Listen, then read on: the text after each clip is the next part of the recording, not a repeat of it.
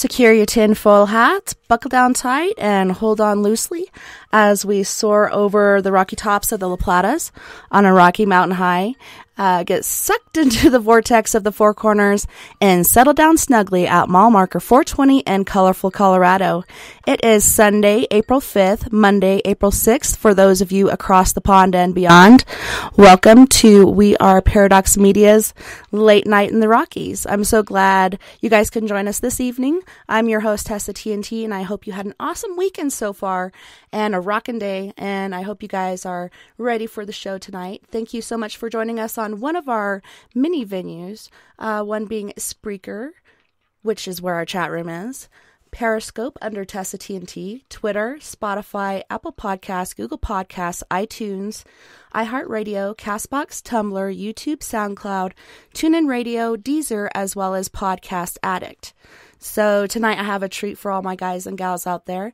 Tonight we will be talking to and getting to know Chakra Doctor Rance Dunbar.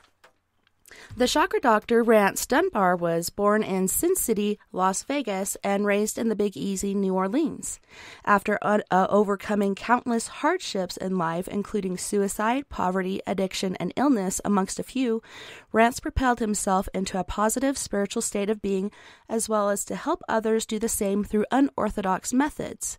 He has developed a guided meditation called full chakra activation as a result of his studies, as well as a surefire way to communicate with supernatural worlds. Now, Rance helps others use the power of their mind to hear their psychical and physical beings at his school, Heaven on Earth, School of Enchantment, Enchanted Art, and Witchcraft.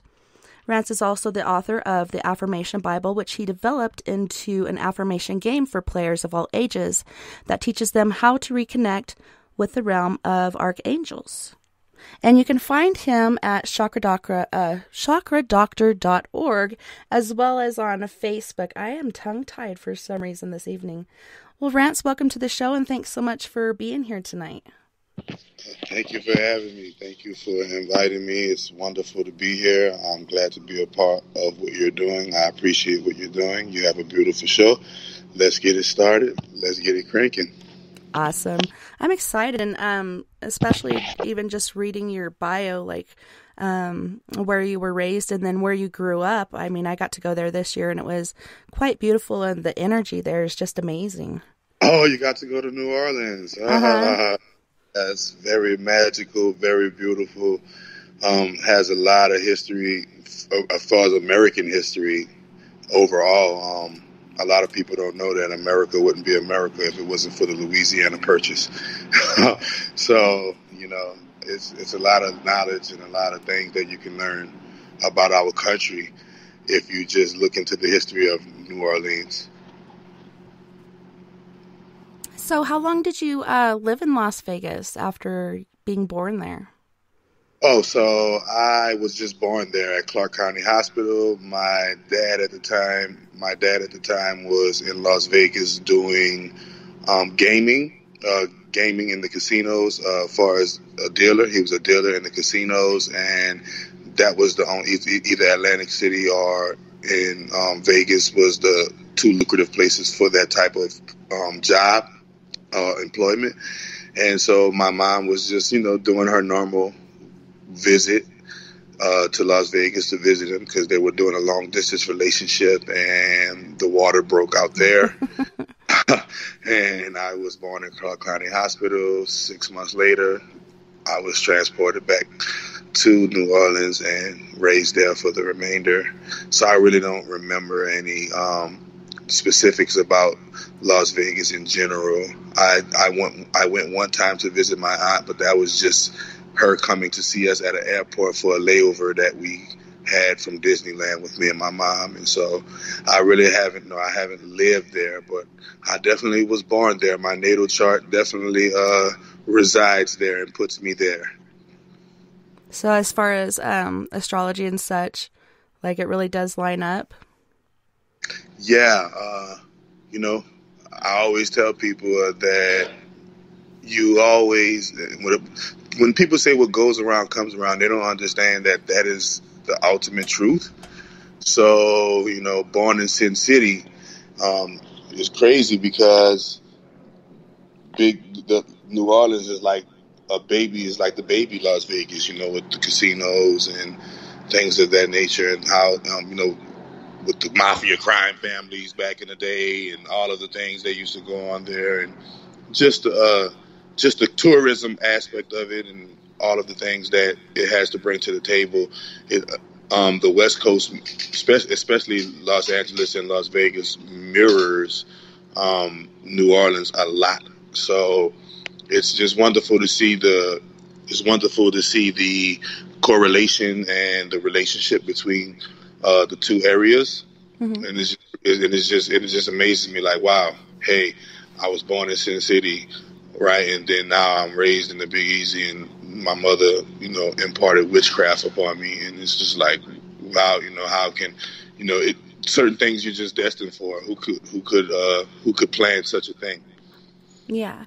So as far as living in New Orleans, are you guys like right inside, or are you on the outskirts? And how long has your family been there? Yeah, my grandmother, my great grandmother, on both sides of my mother and my father's family are native New Orleanians. We have Choctaw and Chippewa Native American Indian in our blood and our lineage, and literally, like I said before, New Orleans is one of the only places where you can go on the streets and go into the areas and see what you would call dark Native Americans, and doing rituals and doing magical rituals and dressing up in garb and dancing and chanting and literally doing rain dances and making it rain. I've seen it with my own eyes, what human beings can do when they get together and focus their mind on a certain thing. And so, yes, it's literally been my heritage from, grandmother, great-grandmother, and my great-great-grandmother, as far as I remember, with my great-great-grandmother. And it's kind of, when you're from New Orleans, a lot of people don't understand that New Orleans is a melting pot of so many subcultures and so many different cultures and different traditions and different practices. So to be there and experience it firsthand by being a native of there, it's amazing, because you get to experience people from a different aspect. I grew up on a street where I had a Vietnamese friend, a Caucasian friend, and a Hispanic friend, all in the same breath, and it was wonderful. And so I always cherish that fact about New Orleans. New Orleans is that I understand why they call it the Big Easy. It's easy for you to get along with people. It's easy for you to come there and just set up your life. So I understand why they call it the Big Easy, and I'm glad I have my heritage from there. I'm glad I'm able to point my lineage to there. And when it comes to magic and witchcraft, I'm definitely humbled and glad to be from there, because we're some of the top. We're some of the top in the game when it comes to that league, right there. So growing up, did you have a lot of paranormal experiences? Yeah. I always, number one, I'm an Aries. I always had a vivid imagination. Number two, my mom did not hold back teaching me the truth, or teaching me what she thought was the truth from her perspective. And one of the things that she always taught me as truth from her perspective was about the spirit world. And so if you're talking about paranormal, if you're talking about a ghost or anything other than, anything paranormal, you're talking about the spirit world. Mm-hmm. So, I was already brought up in the world of demons and angels and dragons and jinn, gnomes and fairies. And so it was very, very easy for me to understand what this world was, because I had an adult that explained to me what this world was from an early age, and I always had gifts also. So a lot of people don't know that before I was Chakra Doctor, they called me Chakra Doctor, they called me Eternal Prophet. And so I always had the gift of prophecy, the gift of psychic abilities, clairaudience, clairvoyance, and all kind of things that people call special abilities and gifts, but this just comes naturally with the human being if you really want to be technical, and we all can train ourselves to grow these abilities or hone these skills. So yeah, I've always got a chance to witness demonic possession. I got a chance to witness demonic possessions, and got a chance to witness angels, and I've developed the science behind it to explain what these phenomena really are. I got a chance to experience ghosts, dead people. I've literally been catching the bus, right on the bus, see a so-called behind the veil or passed on spirit, just sitting on the bus, riding on the bus as if it was a part of the group of people that were riding on the bus, never knowing the difference. So yes, I got an experience. I got a chance to experience paranormal on a lot of levels, and yeah, I don't call it paranormal. It's normal to me. Everybody else calls it normal because it's abnormal to them, but in my world, it is very normal. And so, yeah, I got a lot of experience in that area. Can you kind of paint a picture for us about like the first paranormal, or to you normal? I feel the same as far as the paranormal goes. Like for me and my family, it was just everyday life. But can you like paint a picture of your first paranormal experience? Yeah, my first paranormal experience was angelic, and I'll never forget it. I was 5 years old, and I was getting abused at 5. And while I was getting abused at 5 years old, feeling terrible and horrible about life, a light appeared to me. Now, a lot of people might fabricate and say, "Oh, this being, it had great wings," and no, it was just this orb of light that appeared.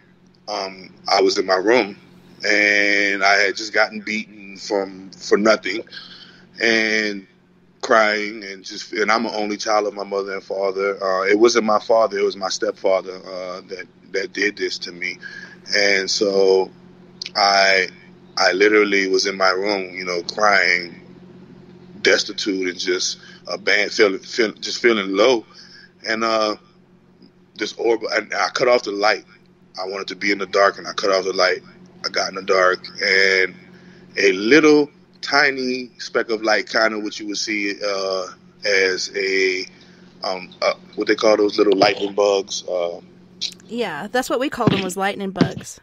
Yeah, lightning bugs, but that's what we call them, lightning bugs. But I know they got a name for them, a proper name for them. But it was like a little lightning bug came and appeared, but it didn't. The light didn't go out, and it stayed there, and it just shined a presence on me, and through that presence shined on me, it communicated with me telepathically, told me to not fear. It was soothing. It was warm. It was able to literally come like into me. It was literally, I was literally able to invite it into me, and that's when I knew something, and I felt this warmth, this tingling, this sensation all over my body, and I knew then that it's something else is going on besides what everybody knows about, and being quite frankly and being quite honest, I don't think a lot of people realize that we've all had paranormal experiences, but most of us denied them, and most of us try to put them on the back burner and try to reason in a way with our mind, but the spirit cannot be understood with the mind. The mind only possesses 10 petabytes of data. That's 10 million gigabytes. And so therefore the spirit is infinite. The spirit is eternal. It's a system that can't not be understood with the mind, but can be expressed through the mind. And so a lot of people don't understand that. And the one thing about the mind that makes the spirit very possible for you is the imagination. So I always had a vivid imagination, and I always wanted to communicate with the spirit world. It's like it's a thing where you attract the spirit world to you, if you will. You if you don't believe, then you won't be able to see it. That's what they mean. I believe it when I see it, but they need to rephrase that. I'll see it when I believe it. And so I always believed it. And so therefore, through that belief and through that faith, it was able to manifest for me. It was able to manifest for me. And at that point in time, I just thought it was just a wonderful experience until like I said before, I got older and I understood what it really was and understood what it really means and what everything, just the whole discography of this matrix and what it's really all about. Well, it's awesome, though. Your mom, was she supportive of your abilities and, the sightings that you had and such? Was she a good support system for you on that? Well, yeah, my mom taught me witchcraft. My mom taught me everything I knew. She even though she passed away at when I was only 16 years old, those 16 years of time that I had with her, and she passed away on Christmas Day, might I add, and those 16 years of time that I had with her was very, very, very critical to the next stage of my journey after she passed. So yes, she was very. My mother was the type of mother that I would tell her, "Hey, Mom, I just saw this, so I believe I can fly," and she'll play along with me. My mother wasn't the type of mother that told me what I couldn't do. She always just told me the outcome of what would happen if I did or didn't do something. And she always built a policy around me of a moral ethic around me of no lying and integrity. So I already knew in my house that if I lied or if I lied, it was a worse punishment than if I was told the truth and been honest and had integrity. So yes, she is the foundation and the building blocks of me understanding that which is otherworldly. Me understanding anything, there was not a question that I could ask my mom that she did not know. She was literally God, if you want to be technical. Yeah. And so I use that. I use that now in my today's time with the students that I train now. But I using her methods of training. And so yes, she was very, very supportive. But not only that, she was a Pentecostal Christian at one point in time. But at the same time a hoodoo priestess. And a lot of people don't know that majority of our occult leaders are people who practice witchcraft. They do have a religious front cover to market or disguise it for want and lack or for want and fear of the people. So I was able to witness, during that stint, I was able to literally witness people who get filled or change at the drop of a dime due to spiritual possession. I was literally able to. I've been literally able to see the spirit leave and enter and exit a person. So she laid that foundation to let me know that, number one, all things are possible, and if you can think it and you can believe in it, then it is true.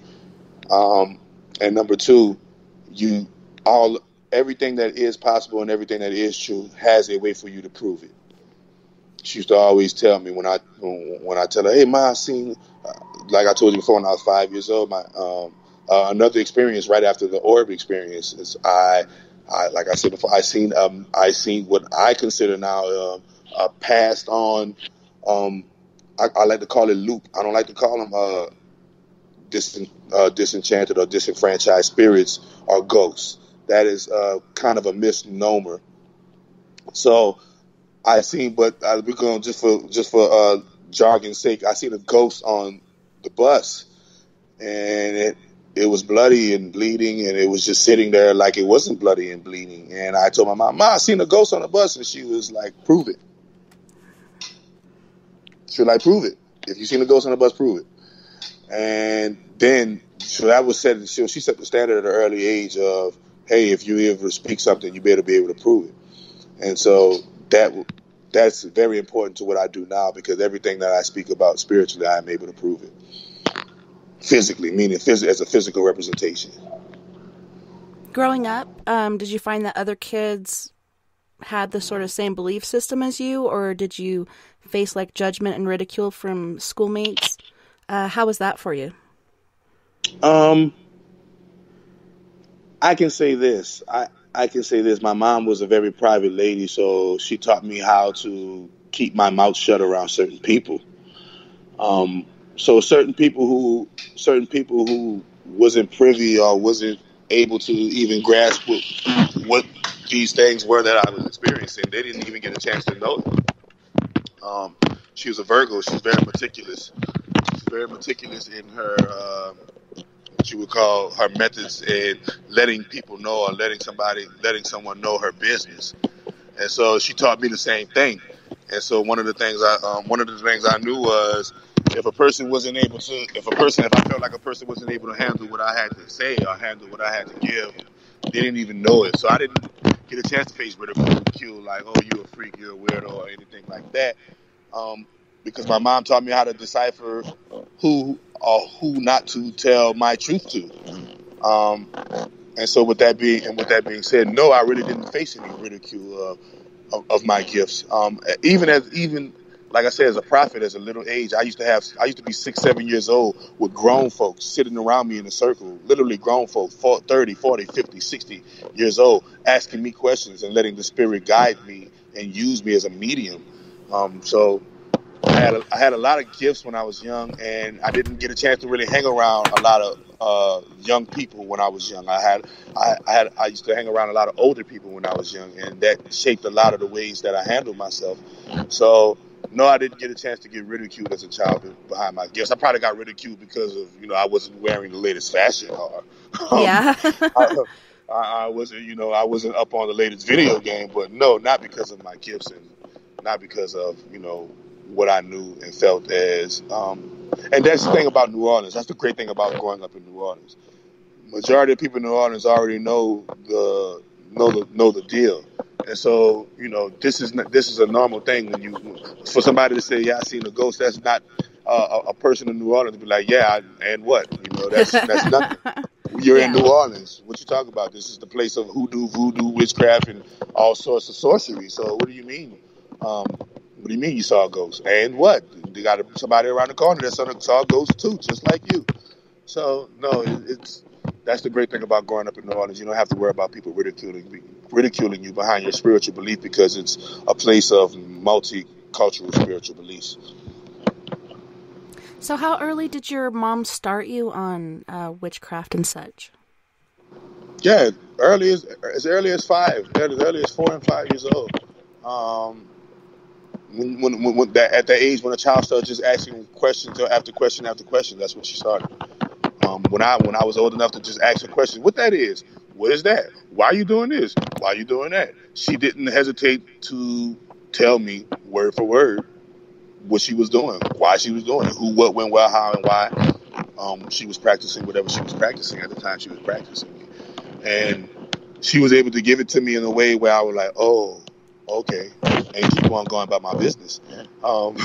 So she was very frank and straightforward to the point. She didn't say, oh, you'll know it when you get older, or oh, you'll find out later on in life. No, she told me right then. When I was 7 years old and I asked her where this baby come from, she sat me down and explained to me what a penis was. She explained to me what a vagina was. She explained to me what sex was, and she explained to me that babies come from that sex. So at 7 years old, I knew what sex was. So she was always an open book. She was always an open book. She was always willing to just speak the truth, no matter who feelings it hurt or no matter who she offended. She was always able, and she was always able to do it with love, so that you don't get offended or you don't feel hurt by it. So yeah, she was very, very, and she was very, very articulate. She knew how to explain herself and explain ideas and explain things to a level and break it down to you so that you can understand it on your level. So she was very great at that. And I'm glad she was able to impart that upon me, because I'm great at that also. So I really get into the paranormal background. When was the first time you ever encountered something not so nice, like a darker energy, as far as the paranormal goes? Yeah, Miss Jackie. Every time I said it, my first dark experience was Miss Jackie. Miss Jackie was a voodoo lady, a voodoo priestess that stayed down the street from us, and she used to always try to lure me in her house with cake and ice cream or cookies and pies. And one day, and my mom used to always tell me, "Don't go by Miss Jackie's house. The lady, she practices evil." And I didn't understand. Like, what's wrong? She looked cool to me. Like, one day I was coming from the store, walking from school, coming from the store, and I don't even know what made me do the opposite and go there. But I did go there, and this time I went into the house, and when I went in, the most amazing experience happened to me. Like nothing ever happened to me to this day that was that can outmatch that thing. And the thing that happened was I walked into her house and it was pitch black. And the minute I set foot in her house, all of her candles, she had plenty of candles all around her house. And the minute I set foot into her house, all of the candles lit up like on the movies, like some shit you see on the movies, lit up and went like blazing like a blazing fire without nobody lighting the candles. Meaning, if she had 100 candles in there, all in 100 candles lit up simultaneously at the same time with big, long, large flame stems, and nobody had to take a lighter or incense or anything like that to light them. And it illuminated the room. And when it illuminated the room, I got to see her. The first thing I seen was her coffee table. And on her coffee table, she had a human skull with bones and chicken feed, and she had all kind of stuff. But the thing that really terrified me the most is when the light lit up in the house. When the light lit up in the house, she got this real dark voice, and she said, "Get out!" And it was otherworldly coming out of her voice. Like somewhat demonic. Ugh. I can't even. Yeah, if you want to call it demonic. Yeah, if you want to call it demonic, it was just real malevolent. A real, not her voice. Like she talks, she's Miss Jackie. "Hi, Rance. How are you doing? Do you want some cakes and pies?" So to have that very light, if you want to call it, if one might be older, might call it sexy. To have that light, sexy voice to be like, "Get out!" Right. And the force of her voice pushed me out. It wasn't that I ran or anything. Like, she literally said, "Get out," and the force of her voice literally made me backpedal and out of the door. And that's another thing. The door, she didn't shut the door. The door shut on its own. So right then and there, I knew for a fact that this shit is deeper and the rabbit hole goes deeper than anybody ever know. And I didn't even know it. I just knew for a fact that I'll never go by Miss Jackie's house again. No. Did you tell your mom? I never. Or did you keep that to yourself? Man, hell no, I didn't tell my mom. She already told me. She already told me don't go by her house. She already told me don't go by. She already told me don't go by Miss Jackie. Don't play with her. Don't dibble and dabble with her. And I went against that rule and found out the hard way. And literally a year, 360 days later after that, she died of a horrible death too, might I add. So, negativity only begets negativity. And, when you're practicing negative, I don't give a hell if it's negative magic. I don't care if it's negative lifestyle. I don't care if it's negative relationship. You will receive your karmic reward of negativity. Like attracts like. So whatever she was doing, she died. After I encountered her, she died 365 days later, or passed on 365 days later. And it was a horrible death. When I say horrible death, meaning she died alone and in pain. She died alone and in pain on the floor in her house, and nobody was there to save her and help her. And the police had to find her, the authorities found her like days later with her body rotten and stinking. So it was. I consider that horrible. Like, wow, nobody didn't even know you were dead. You were just, and everybody, the neighborhood was saying, "Oh yeah, she died of a massive heart attack and a massive stroke and heart. It was a stroke and a heart attack at the same time." So that was crazy. And I used to hear the adults say, "Yeah, man, you reap what you sow." She did a lot of dirt, and now the dirt came back to eat her alive. So, yeah, that was a crazy experience. I wonder if she was in league with. I'm trying to remember his name. He's a dark entity down there that a lot of people work with. Papa something. What is his name? Talk about Papa Legba? Yeah. Yeah, I wonder. I wonder too. I never got the chance to. I never got the chance to know the inner workings of the depths of the magic she was working. I didn't know. I don't know if she had pacts with demons. I don't know if she was working with certain deities or entities. But I do know the fact to have that much power, to have an alarm, to have a spiritual alarm clock system through your candles. I've now that I'm older, I know exactly what it was. You know, the Christ consciousness in me, react the darkness and the darkness and malevolence in her place reacted to the Christ consciousness in me, and it reacted in a major way. But to have, but even if you are practicing magic or practicing sorcery and that to that level, and your candles are able to do that as a reaction to somebody else's frequency, you're more than knee deep. You are head deep. Yeah, and I was wondering if it was her that lit the candles, or if it was perhaps like your grandma or your great grandma or somebody that was protecting you. No, it was basically like a an alarm. I can say it was basically like a spiritual alarm clock that went off. That a spiritual alarm clock that went off. That probably I feel like it was protecting her because she had malevolent intent. I didn't have malevolent intent.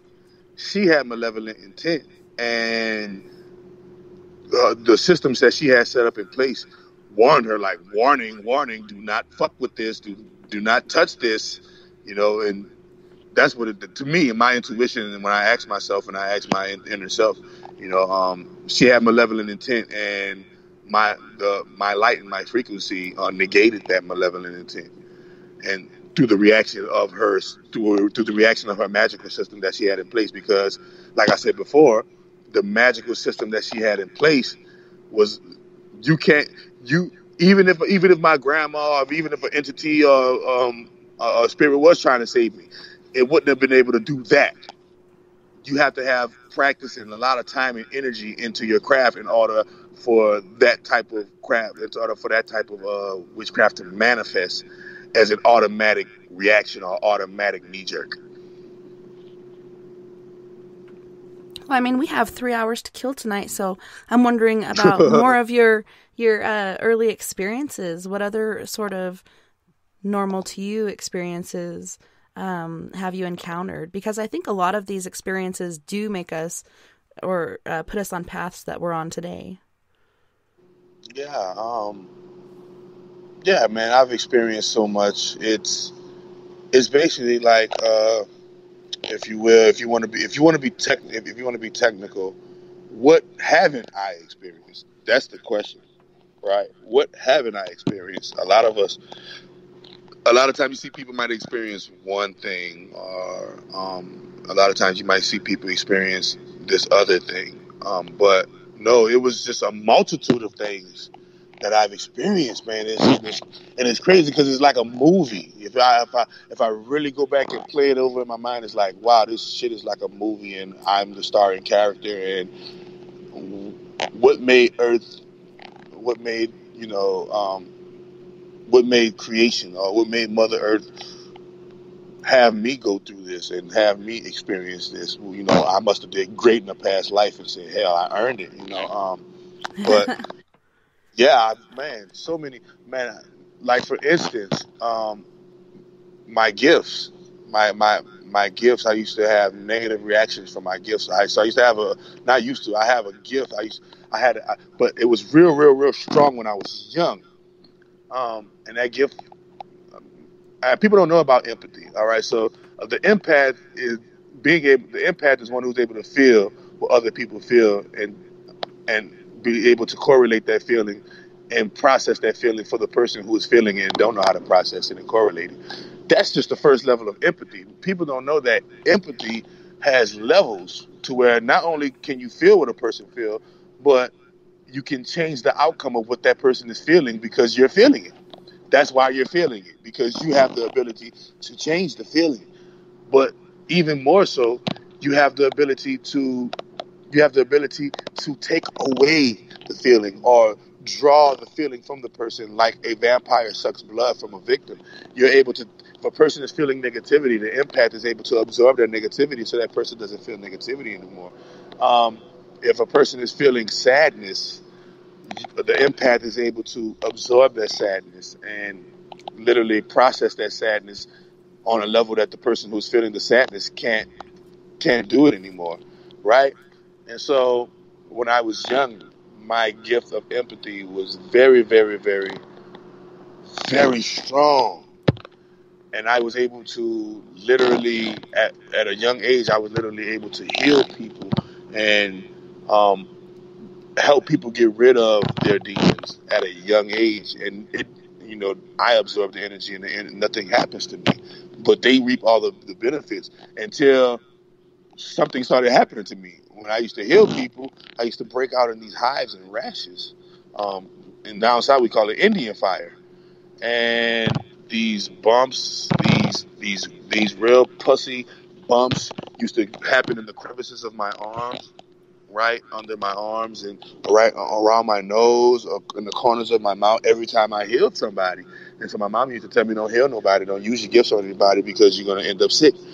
I used to always have to take calamine lotion and wrap myself up in saran wrap so I don't itch because it itches so bad. You don't want to itch it. You don't want to scratch it and turn it into scab and scars.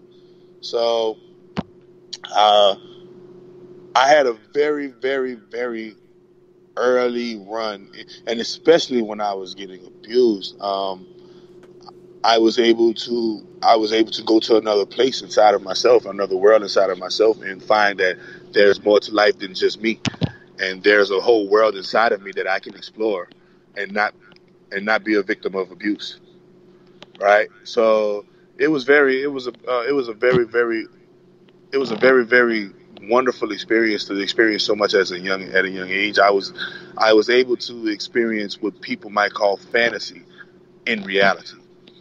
I was able to experience what people might call, over the top type of stuff.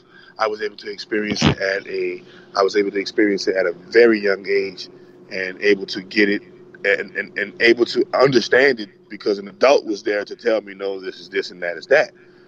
And so these things, believe it or not, I at one point in time I got away from when my mother died. I left it alone and got away from it because of the pain of my mother dying. But at an early age, I got to witness and experience a whole lot of experiences. So, like for instance, my friend, a friend of mine, James Tate, he had leukemia. He had leukemia. And I found out because he wasn't coming to school, and I went knocked on his door. Where's James? Oh, he's in the hospital. He has cancer. He has leukemia. What? I went home, running home, crying, on the floor crying or whatnot, and literally, my mom asked me what's wrong. I said my friend James has leukemia. She tells me, you can heal him if you believe it. If you believe it enough. Huh? What do you mean? Well, if you believe it enough, and if you feel passionate enough about it, you can literally heal your friend of leukemia by wishing it gone, by literally wanting it to be gone so bad. And so I tried it. She said, so I said, what do I do? She said, every night at this time at 9 o'clock, she said, every night at 9 o'clock before we go to bed, you make sure you cry out to the Creator, and like I told you before, the Creator is Mother Earth, Great Mother Universe, Mother Nature in our home, and then it was Jesus and all of the other stuff, right? But I used to be like, why I gotta believe in all that stuff when Jesus died for our sin? Because Jesus had a mother. Any questions? Yeah. Right. Right. So Jesus had a mama. So even Jesus had a mother. And so it was like, okay, I understand. So pay homage to the mother. So every night, 9 o'clock, I would intercede and travail. Travailing is crying with feeling and remorse and grief and pouring that grief out to the source, to the Creator, asking the Creator to intercede on your behalf. That's a travailing. And so I did it for 3 days straight, and believe it or not, on the fourth day, we had got a report that the cancer went into remission. James is able to come back to school. and he's fine. And so then I knew right then and there that something there's something else there's something inside of us that we all need to tap into. That if we do tap into it, we'll be able to do what I just did for James, for ourselves and for others. So hell yeah, it was wonderful experiences as a child that shaped my paranormal experiences as an adult. Like right now, for instance, right now to this day, if a person has a so-called haunted house or a person has a so-called negative energy, I am able to go there and banish that. I am able to give them the tools that they need to banish that right over the phone. I don't even have to go there. Right over here or over video chat, I can teach a person how to get rid of negative energy, aka negative entities, out of their home. And it's worked quite wonderful, to be honest. Like it's worked damn well. And so this is how I know, number one, that life is way more than what we make it out to be. By waking up, going to work, coming home, going to sleep, doing it till you're 70, get a retirement, then die. It's way more than that. And if we're able to find the time, because time is money, if we're able to find the time, then we'll be able to literally pay the spiritual money that it takes for us to perfect these gifts. So I know you went through a lot of trials and tribulations through life, and even, had an experience with suicide and such. Can you tell us about that journey? And we'll start with that, and then we have to take a break here shortly. But the beginning of that journey for you and how you found, the light again and able to empower yourself again. Yeah, so Christmas Day 1998, I was 16 years old, and my mother died of a battle that she had with a brain tumor. And she got diagnosed in June, and she died in December. It was literally a 6-month process of me watching her deteriorate into nothing. And the thing about it, like I said before, if I knew then what I knew now, she would have never died. Because now today I heal cancer. Now today I've healed HIV. I've healed autism, right? But when you're young and you don't know anything, hey, ignorance is bliss. So me being the only child of my mother and father, with my father being a sometime father and my mother being an all the time full-time mother, when she passed away, that crushed my whole world. That took, that made me throw life out. That made me want to throw life out the window. That made me want to take life, ball it up, throw it in the trash can. I don't want to live no more. And you don't know how to process that. When you're 16 years old and you haven't been taught how to process that, you don't know how to process that. You just know that your best friend, the person who loved you unconditionally, is gone. But leading up to that, so let me give a background. Leading up, 98 was the breaking point. But in 1996, I found my grandmother on my father's side dead in the bathroom with a smile on her face. Right? Literally, her spirit must have just left her body, and she had a smile on her face and passed out in the bathroom. She was 84 years old, right? And that was like I call her my second mother. Then the year after that, a cousin of mine that I consider a brother because I was the only child, he got killed, right? And then after that, my mother passed, and then after that, my mother's fiance at the time, 8 months later, died of a broken heart. So it literally 4 back-to-back years, 4 funerals of the most important people who were shaping my life at that time, literally got taken by the what you call the Grim Reaper or death. Now, this was an overload of death, and I didn't know how to process it. I didn't know how to understand it. I didn't understand why is this happening to me? What's going on? What did I do wrong? What did I do to deserve this? I didn't know that this was training me for who I am today. Because you don't understand it. You don't understand. How could this be training me for who I am today? My best friend is gone. The people who I love are gone. Period. Mm-hmm. I'm literally all alone now. If I was an only child before, I'm definitely an only child now. Yeah. And so I turned number one. I turned to in New Orleans, it's easy to get wrapped up. A person my age is easy to get wrapped up in the street culture, and so I turned to what I knew. I turned to the street stuff in my neighborhood, and so that led me to a cycle of addiction on drugs, heroin, cocaine, all of the hardcore shit, and but specifically heroin and cocaine, and intravenously using needles at a young age, intravenously trying to numb the pain. It was too much of a pain to cope with, and I just needed something to cope with the pain and numb the pain. And addiction and drugs was the way I numbed the pain. And literally, by me being 16 years old, I have a big family and I have a big well-off family. And do you know that they closed their doors? They said, no, you can't come by us. So I had to go to group home, a boys' home. I had to go to group home, boys' home. My dad sent me to a boys' home.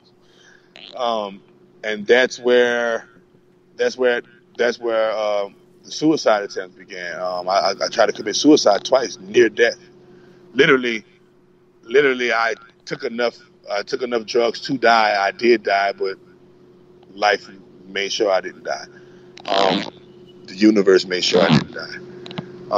So I could literally vividly remember it like it was yesterday. I'm 17 years old now. Mom gone. I'm in this group home. Life has just took a complete 360, 720 degree turn overnight. One day it was me and my mom, and we planning for the future. And the next day, in the next few months, she's gone, not here anymore, and I'm alone and abandoned, like literally. So it was like, okay, hell with this shit. Let me go. I want to come to where you guys are at. I want to come to where my grandmother is at. I want to go where my cousin is at. I want to go where my mom and her fiance is at. I want to go over there. And so one day, literally, Boys Town of America. I was in Boys Town of America in New Orleans, and I took enough heroin, and I took enough pills, and I drank enough alcohol to die.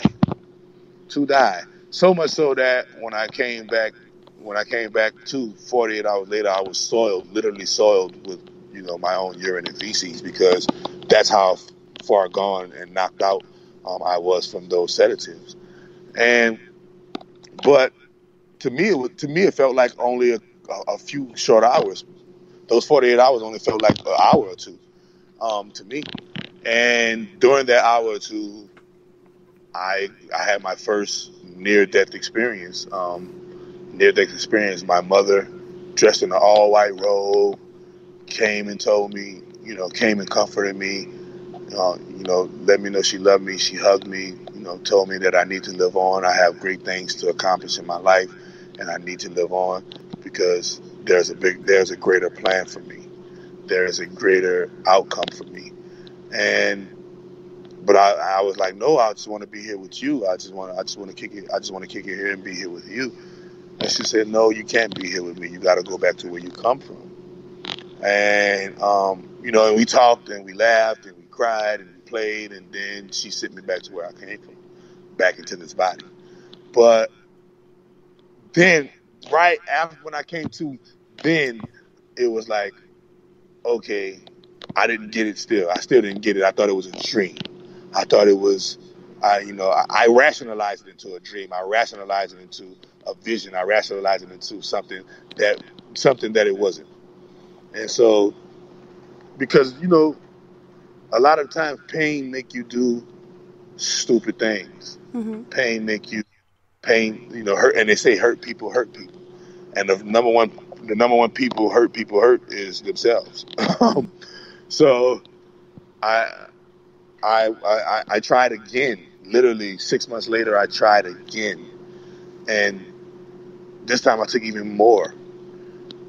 And it didn't work again. Literally, the first time I woke up mad because I didn't die. The second time I woke up like, okay, I get the message. I'm not going to die. It's not my time to go. Let me stop doing this. Through that experience and through So the second time I tried to commit suicide or attempt at suicide, and I went to the other side in the near-death experience form. I relived. I could call it a hell. I could call it a hell sequence, if you will. I got a chance to relive the deaths, and that's all it was. Me reliving each death over and over, and the tape playing over again, starting over again. And when I came back to, I said, "Oh no, that shook a foundation in me and said, no, I can't do this anymore. I would never want to go to that place again, ever again." Well, I relived the death of my mother, the death of my grandmother, the death of my cousin, the death of my mother's fiance. I never want to relive that again. But just going through that as a teenager, that primed me for even more things to handle as an adult. But rewinding, I couldn't even remember a time when I was 9 years old, and at the age of 5 and 6, my stepfather used to physically abuse me, and physically abused me and my mom, and me and my mom got from under that wing and ran away and built a life for herself, a whole new life for herself. And he literally found us and burned our house down. Literally at 9, I lost everything at 9, right? So I've been going through what one might call tragedy after tragedy after tragedy, as a youth, to make it to triumph after triumph after triumph as an adult. But had I not gone through those tragedies, I wouldn't be able to coach the students that I coach today and give them what I know today. And so, yeah, the attempted suicides really put things into perspective for me. Number one, it's not my time to go. Number two, my mom is not dead. I was just talking to her. She's just somewhere else. She's just not in that body anymore. Mm-hmm. And number three, I gotta carry out her wishes and push on and carry the torch and move forward, because that's what she would want me to do. That's what she told me to do. That's what she instructed me to do. I gotta listen to my mother. And so those experiences broaden and open my mind to, hey, there's a world of possibility. That world of possibility needs to be explored by you. And no matter your horror story, heal yourself from your horror story, so your horror story can become a love story. Mm-hmm. So, yeah, these are very, very important events that shape Chakra Doctor into who he is today. Well, instead of remaining the victim and, basically torturing and punishing yourself, you become stronger and you're able to go out there and help people. Yeah, because, those negative cycles attract negative cycles that led me to addiction, suicide, prison, and depression, all kind of disorders, unhealthy lifestyle habits, unhealthy relationships, right? And so what these experiences showed me is that, hey, I attracted all of this on my own because I didn't know that I was attracting it through the fact that I was keeping my mind focused on the negative and not the positive, or not spinning it into a positive spin. But once I did find out, at an older age, in my 20s, once I did find out about it, it was game, set, point, match. Even though I didn't get it right then and there, I start to self-educate myself into getting it, until eventually I got it now. So, yeah, these are very, very important moments that shaped who I am, and shaped what I'm all about as a guru, and a spiritual guru, and a spiritual trainer and healer now. Well, on that note, we are going to go to our first musical break. And on this break, we have two artists from Milwaukee. We have Mystique featuring Beauty and the Beast with If I Slip, and Mystique also with I Want It All. And then we have Mocha T with My Life. And these are both Milwaukee, Wisconsin artists. You guys enjoy. Don't go anywhere. We'll be right back right after this musical break. I got dreams and ambition, I'm ready and I'm willing, I'm meeting this competition. You don't wanna be my dinner. The whole shift changed when the music bang. Love the look on their face. I got dreams and ambition, I'm ready and willing.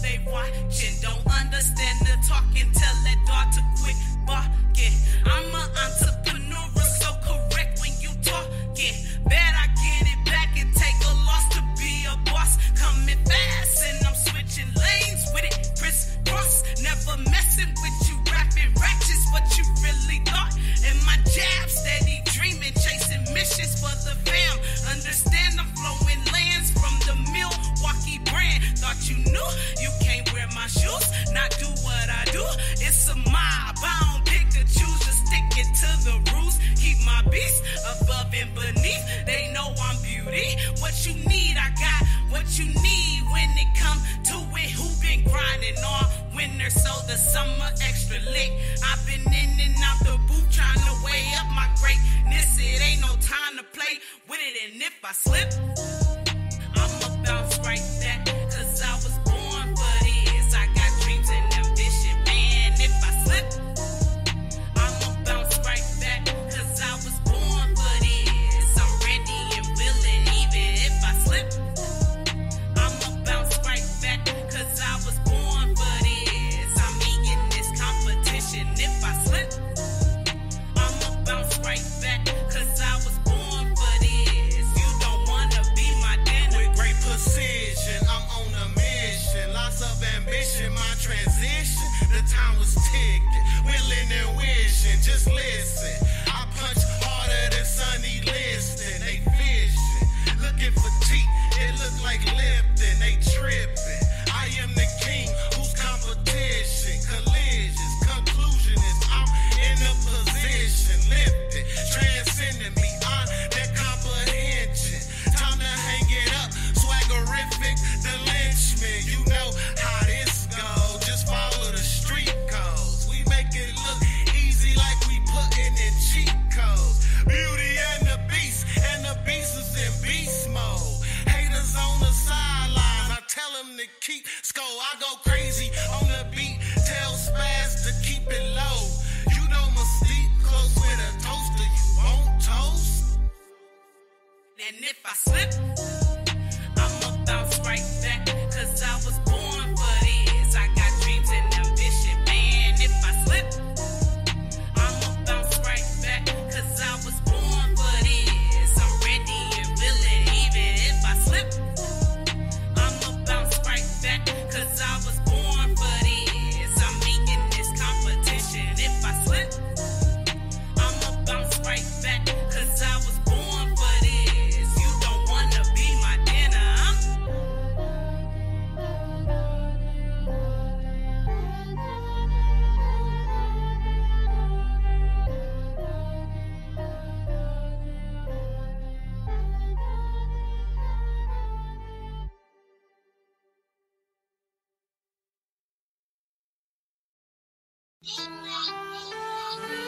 Yeah, okay.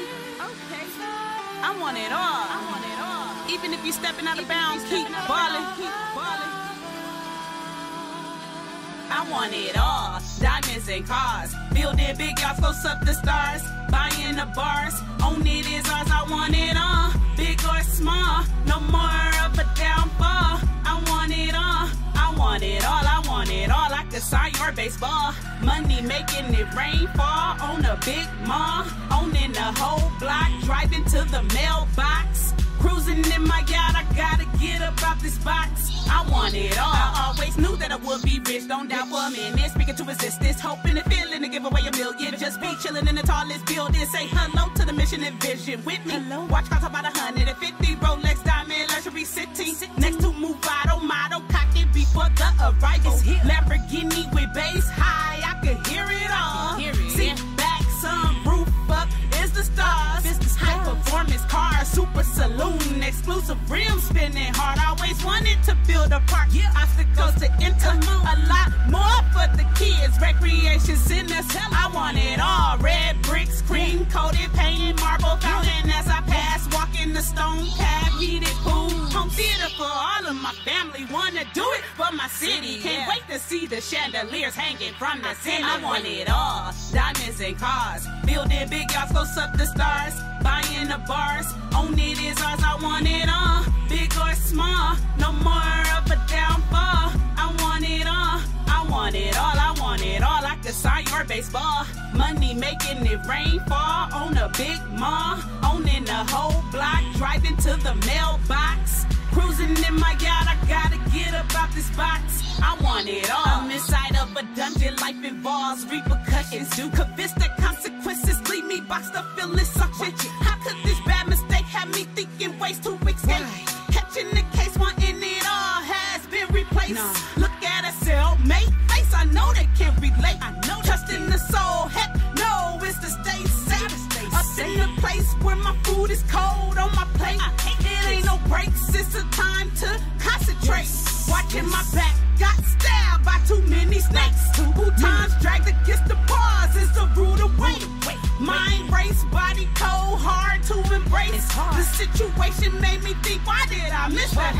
And common sense of being solved in so many ways. During the problem thoughts, I forgot I want it all. Forgot I had a dream to rule it. Forgot to remember that all my fans had a part that I can have it all. I want it all. Staring at the walls, walking down the halls, wait for my collect. Call supposed to be at a concert hall. Instead, I want it all behind bars. Can't reach for a star. It's severe. I want it all. I want it all. I want it all. I want it all. I want it all. Diamonds and cars. Diamonds and cars. Building big yards. Building big yards. Close up the stars. Close up the stars. Buying the bars. Buying the bars. On it is on. On it is on. I want it all. I want it all. Big or small, no more of a downfall. I want it all. Diamonds and cars. Building big yards. Close up the stars. Buying the bars. On it is ours. I want it all. I want it all. Big or small, no more of a downfall. I want it all. I want it all. I want it all. I can sign your baseball. Money making it rain fall on a big mall. Owning the whole block. Driving to the mailbox. Cruising in my yacht. I gotta get up out this bodice. I want it all. Mystique. Mystique.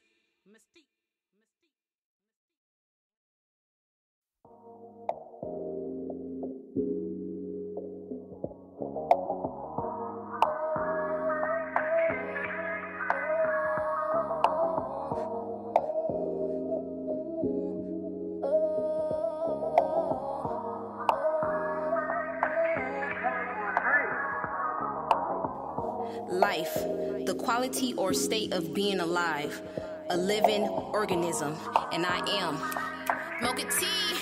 Let's get it. My life, the sugar, honey, iced tea. They wonder why I smile so gracefully, and wonder why I like blue cheese. When I'm lactose, 10 toes, 10 fingers, nigga, 10 hoes. Flow dope, whip it, microwave and stove was broke. Broke days, broke weeks, even broke months. A rich don't would have them going crazy. Lettuce and mac and cheese got them going crazy. Irregular, abnormal, and unusual.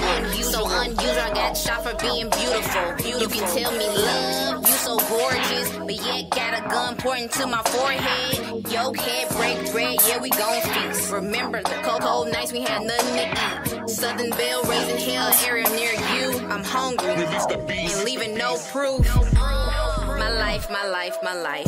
It ain't always sunshine in my life. A big puzzle, I'm trying to figure peace ain't right. They thought I wasn't gonna make it, I know they didn't. It's visual, check your vision if you got the issue. A news feed if you got the memo. Breaking news, a new wave coming. Fuck a wave, hurricane, so mocha-licious. I really do this, it's in my blood. Pass it to my kids when I have some. And that's hip-hop.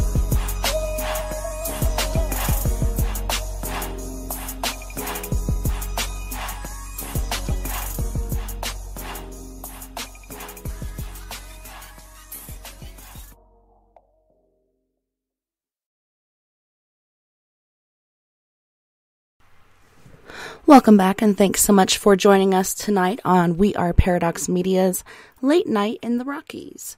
On that musical break, we had Mystique as well as Mocha T, and these are both independent artists from Milwaukee, Wisconsin.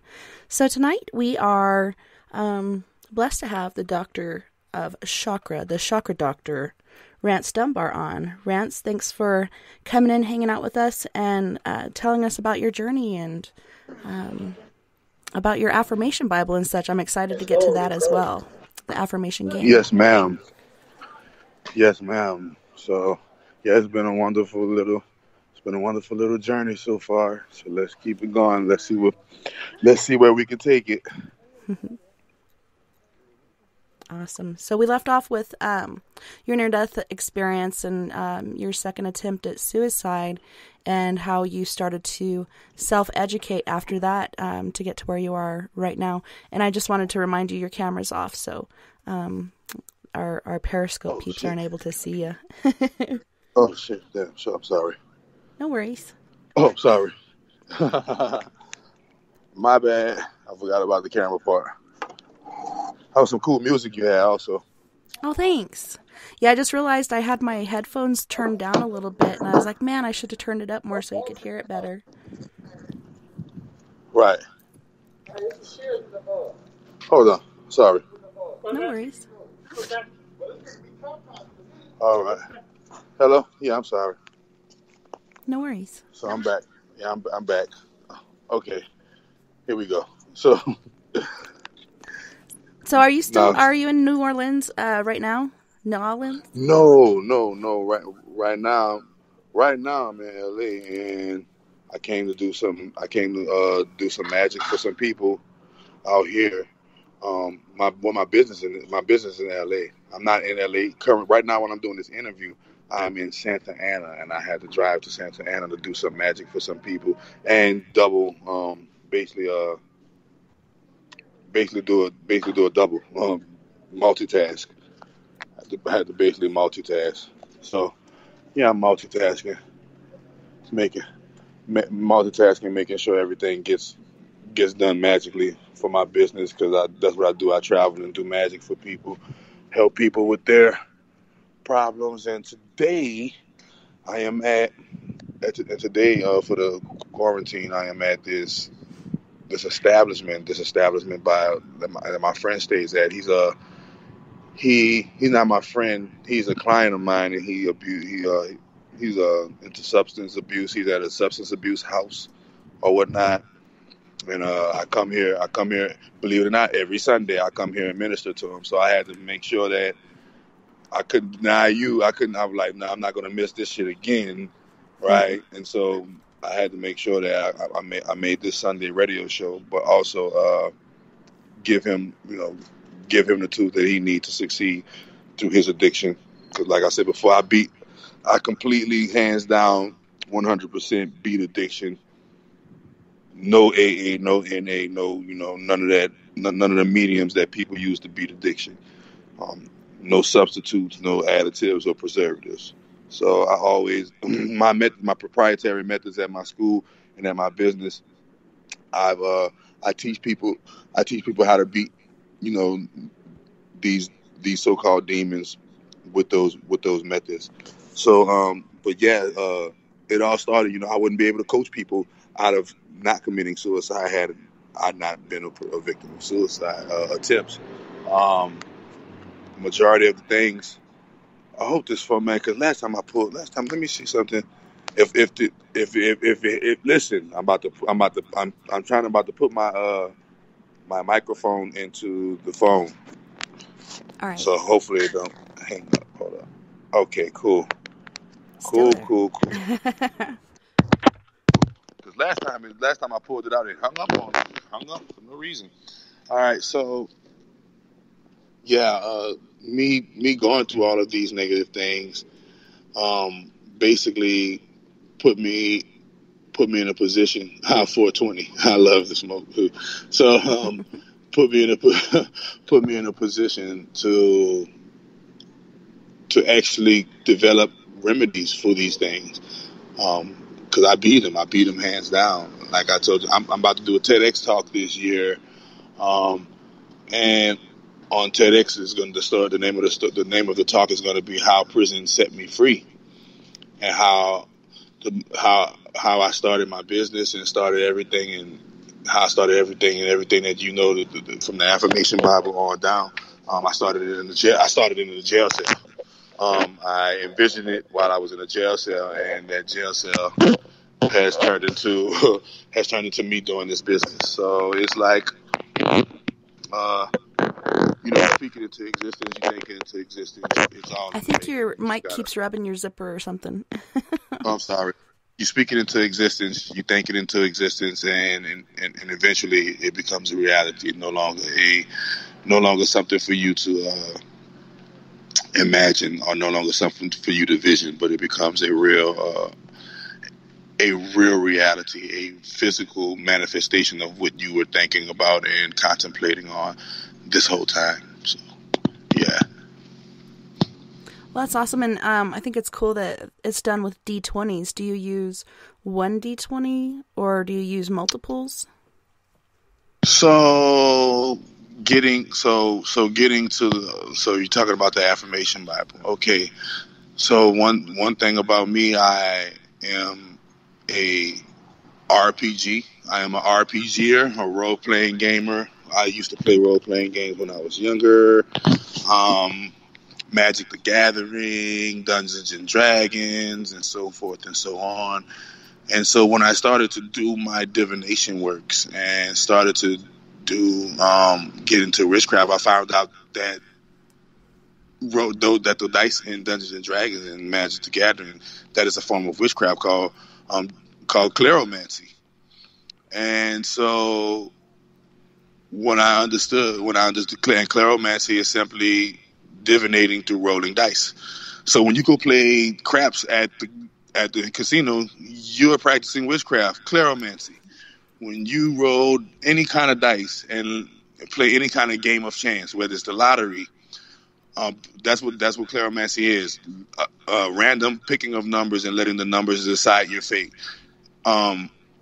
This is a form of witchcraft called cleromancy, and believe it or not, in ancient Rome, delegates and senators and electors of state were picked through rolling dice or random picking numbers out of a daggone hat, literally, like a raffle. And this kept the political process pure, meaning nobody could dilute the political process. Nobody could take the political process and make it dirty, because everything was in the fate, and everything that was in the fate and the decision of the numbers. And so this is where numerology comes in at too, because men lie, women lie, numbers don't lie.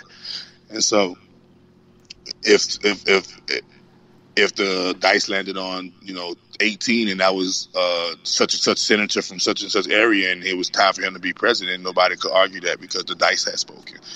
And so cleromancy was, and it was believed that the dice speaking was the way of the creator or the source or God telling you through number what it wanted or what he or she wanted. So I had to bring it back to that. I had to bring it back. Okay, I didn't even know we were rolling dice. I didn't even know we were playing. I didn't even know we were doing witchcraft by rolling dice. I thought rolling dice was just something that people do. But no, it's a form of witchcraft. And so I said, okay, well, when I do my divination, because a lot of, you see a lot of card readers, or you see a lot of people who do witchcraft and magical practices, they do the standardized methods, and I wanted to be different. I wanted to, number one, I wanted to have a for sure fire way to show you that my methods are not just some fly by night in the store type of method. And for two, I wanted to make sure that I stood out and be original at the same time. So if you go around and look, there's no person that is practicing magic or divination or witchcraft who is formatting themselves or marketing themselves with the rolling of dice. All right. And so the Affirmation Bible is a Bible. It took me 2 years to create. It is a book. I like, you call it the Affirmation Bible, but it's a book of divination. It is a book of archangel light codes. It's a book of archangel light codes that I hid in the form of affirmations. And if you properly play the game, right, you will activate these archangel light codes. Meaning this: when you roll the dice once, it lands on your chapter, and when you roll the dice again, it lands on your affirmation. That affirmation will come with an archangel, a house of the zodiac, and angelic numerology angel number. Right? Your objective is to write that affirmation 200 times. But here's the kicker: I guarantee you, by the time you reach it to affirmation number 200, you will literally feel the warmth, the tingling, or the presence of that archangel, and the power and the vigor that archangel gives you, along with seeing that affirmation manifest in your character and lifestyle. So, and a lot of people don't understand. So, well, yeah, what is light codes? Light codes, simply, remember, we are light beings. We are spiritual light beings housed inside of these temporary bodies, and our DNA, RNA are literally coded in what you would like to call light, whether it's dark light or bright light. Even darkness is a form of light.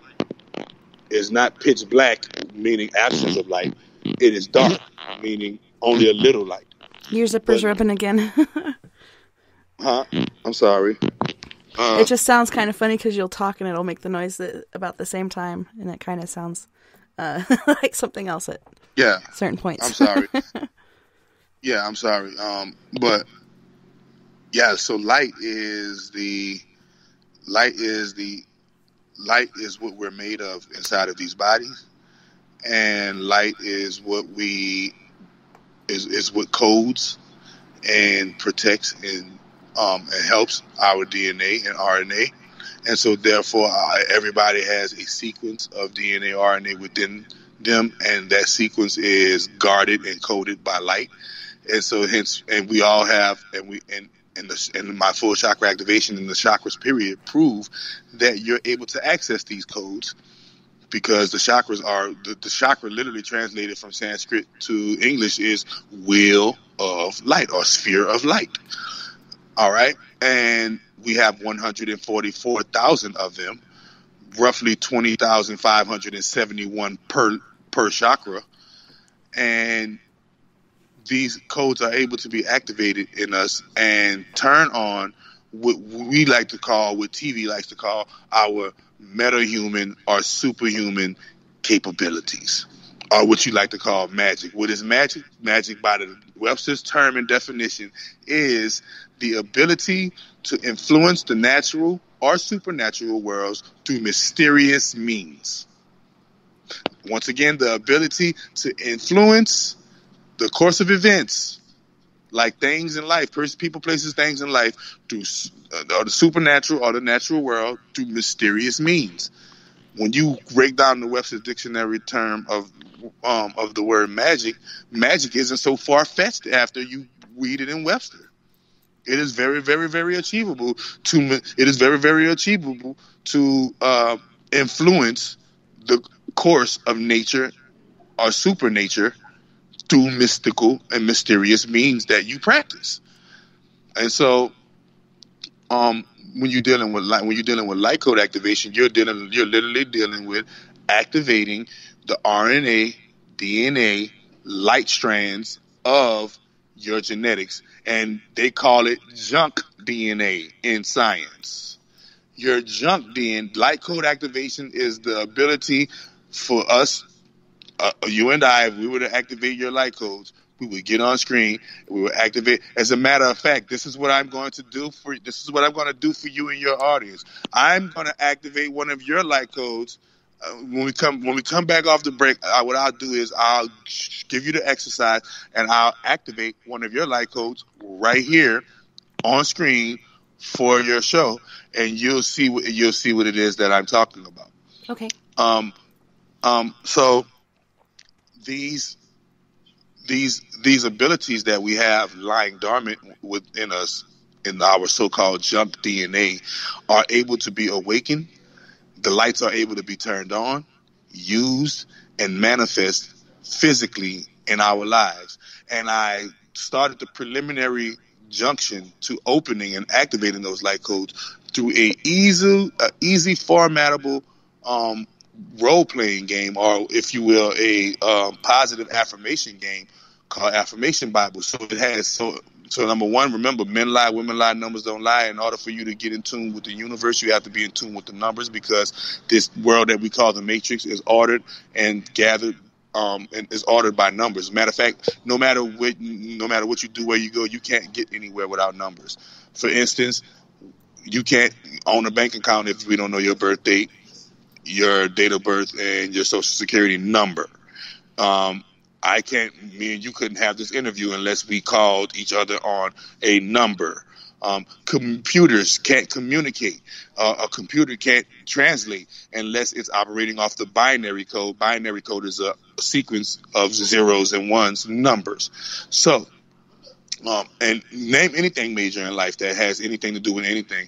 And it is, when you go to work, if a person has a 9 to 5 and they go to work, they have to clock in. That clock is guarded by numbers, and those numbers tell how many hours you've put in to the job. Therefore, you will get a check, some more numbers that you have to cash and get some more numbers to go spend on some more numbers to get a receipt for some more numbers. So this whole universe, whole world, this whole reality that you like to call Earth, that you like to call 3D, is infinitely, consistently, and persistently guarded and governed and ordered through numerics.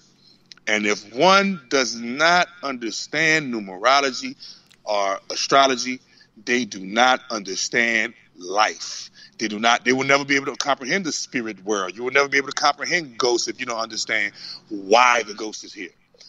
And the ghost is here because of something that happened to it at a specific time. Time is numbers. So you have to be a master of numbers in order to master the human species, to master yourself as a human being. They ask you when you go somewhere, how old are you? Number. How old is your siblings or your daughter or your spouse or whoever? Number. When you're driving in your car, the numbers on the dashboard let you know the speed you are going. Okay, so I had to get into that part about numbers to show people that we cannot do anything without numbers. Now, the human being, contrary to popular belief, you are not just walking around in a body and you're calling yourself a human being. If you want to be technical, you are a machine computer. Your body is a machine and your brain is a computer. Science proves this, physics proves this, because your brain carries and is able to process 10 petabytes of data. Petabyte. Petabyte. What is a petabyte? A petabyte is equal to 10 million. 1 petabyte is equal to 1 million gigabytes. Okay? Or 10,000 terabytes. Okay? Now, you mean to tell me that I'm marveling over my 256 gigs on my smartphone when I'm carrying 10 million gigs in my fucking brain? Yes, that's why it's called the dumbing down of society. You are the computer. Your body, your brain has a right hemisphere and a left hemisphere. One hemisphere is able to process the metaphysical world. One hemisphere is able to process the physical world. Okay? This brain computer is operated on a system of, just like any other computer, zeros and ones, the binary code. But it goes a little bit deeper because our system is a little bit deeper than binary, and I like to call it in my school the trinary code, triple binary. Because not only do our brains process zeros and ones, but a zero and a one is able to be three things in once. The Trinity, as we call it, the Trinity code. How? What you mean zero? A zero is also able to be a circle.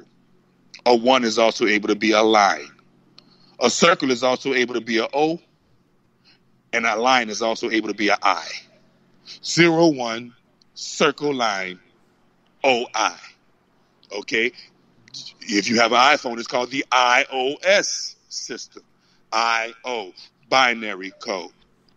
Now, understanding this, so you are a little bit more intricate than your smartphone or your standard computer that only understands zeros and ones and is able to translate it back to you on the screen. You're able to process zeros, ones, lines, circles, and I's and O's and put them into infinite, meaning innumerable possible shapes, possible combinations, and possible sequences. With this capability, you are able to shape the world that you see fit through a CPU processing system in your brain called the imagination, the image nation. When you are able to take images and put them and turn them into nations. Literally, nations were born from the images of people's mind. Imagination.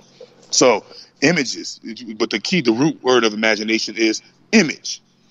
You're able to take images, you're able to take these trinary code or this trinity code of line, circle, I, O, zeros, and ones, and turn them into imagery. This imagery then is processed by your subconscious mind, the mind that always works whether you're asleep or awake. And this subconscious mind is able to relay that into the forefront of your conscious mind, and your conscious mind makes, and both of them work together to attract a physical reality representation of the image that you've put into your processing system called a brain or mind. Okay? Now, with that understood, we know that every computer has a RAM and a ROM. Well, what is your RAM and ROM? RNA, DNA. See? Yeah. You're not too. So you and the computer are closely related kin. What is your CP? What is your motherboard? Everybody say, oh, what is your motherboard? Right? You have a motherboard, right? Your brain, everything that the microchip has, your brain has it on a greater scale, aka the microcosm, the microcosm mimicking the macrocosm, or the macrocosm mimicking the microcosm, whichever perception you want to see it in. Okay. Now, with this being understood, the processes that your body is going through to infinitely processing these numbers or these codes are embedded in your DNA and RNA. Now, once you understand how to start accessing your DNA and your RNA through what one might call today witchcraft, but it's just spiritual science. It's just spirit science. It's just the science of the spirit, the science of the metaphysical science. Okay? When you're able to understand metaphysics, you are able to tap into these codes, these processes. And when you're able to tap into these, you are able to wield them, use them as you see fit to paint the realities that you need to make sure that you have an apex of health and happiness in your life. When you don't know how to access these codes, when you don't know how to process these codes, you go through what one might call hell. Okay? Life after life, or time after time, experience after experience, keep doing the same thing and keep doing the same thing, expecting a different result, getting worse, not growing. And it's because you do not know how to operate your computer and your machine. Okay? And once we understand that, so what's the number one thing that operates that's just like any other car? Every car needs what? Fuel. When we give our bodies the proper fuel, right, we give our bodies the proper tools so that our RNA and DNA can use those tools to extend our life. But it all starts with us being able to recognize that our bodies are machines, our brains are computers, and these machine-computer brain bodies are housing our souls and spirits. Okay? Once we understand this, life isn't so spooky after all. Ghosts isn't so far-fetched after all. Spirits and the paranormal is very normal indeed. So, how do we process this? How do we know this? How do we process? Simply, they have riddles all going all around the world that let you know that these things are true. They tell you that the eyes are the windows to the soul. Well, if I go on my computer right now, I can't use my computer without using Windows.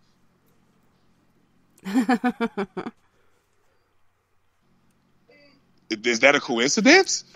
Or am I just nuts and bonkers and going crazy? That my eyes are the window to my soul, and when I go to the other computer, when I go to the lower computer or the lower version of me, that lower computer is operating on the system called Windows. Then what am I doing? What is really going on? I'm about to start walking, so I'll just be on audio. So what is really going on with these windows, and how can we make sure that these windows and these things, we access these systems so that they can operate for us and make sure that we have the best experience in this, what we like to call 3D or third dimension. So in the end, when it's all said and done, the Affirmation Bible is more than just a book of affirmations. It is a book of archangel, like, so you said, when you say angel, what do you mean? Well, if I take the word angel, ANGEL, and I replace and I take the E and put it at the end, and I take the L and put it before the E, I have the word angle. So an angel can simply be simplified as an angle of light processing within. And once again, an angel is an angle of light that is processing within. So angels are not so far-fetched because we learn about angles in math. A right angle and a left angle. So now, well, we also know we got arcs and arches in our feet. We know the golden arches. So an arc or an arch angle or angel is literally located within the body, our DNA sequence. And remember, all angles are made of light because angles are formed from what? Prisms. Prism. Your body, your light, aka your chakras, are in this body inside of a prison. It's no wonder that prism and prison sound almost synonymous to each other because they're almost identical.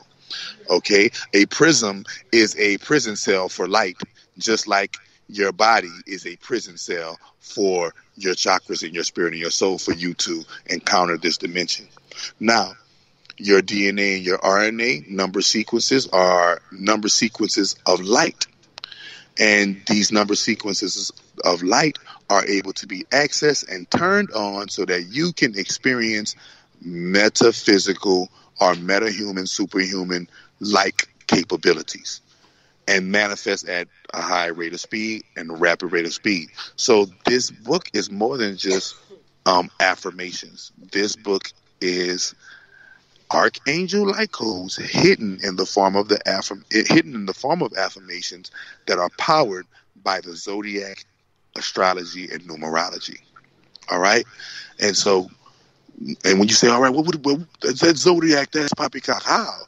If I go and Google the constellation of Aries, it will show me a point in space where there's stars in this area, this moment in space where there are stars is called the constellation of Aries. I can Google what's your zodiac sign, Tessa? Sagittarius. My moon is Sagittarius. I can Google Sagittarius constellation. It will show me the brightest stars in Sagittarius. It will show me how many planets, how many everything. All you got to do is just Google constellation of Sagittarius.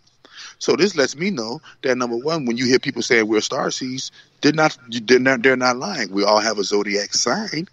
And if I Google your zodiac sign's constellation, it will show me directly what part of the stars you're from, Sagittarius. You're from the constellation of Sagittarius. So therefore, you incarnated into a physical human body from the constellation of Sagittarius so that you can have a human experience and learn what Sagittarians couldn't learn in the constellation of Sagittarius. You see? Mm-hmm. It's real simple when you very, very simple and interesting when you break it down. Now, when you're dealing with spirituality or you're dealing with metaphysics, the one thing that money can't buy, and money can't buy you metaphysical knowledge and prowess. Only one thing that is worth real money in the metaphysical spiritual world, and guess what that is? Time. Time is the construct.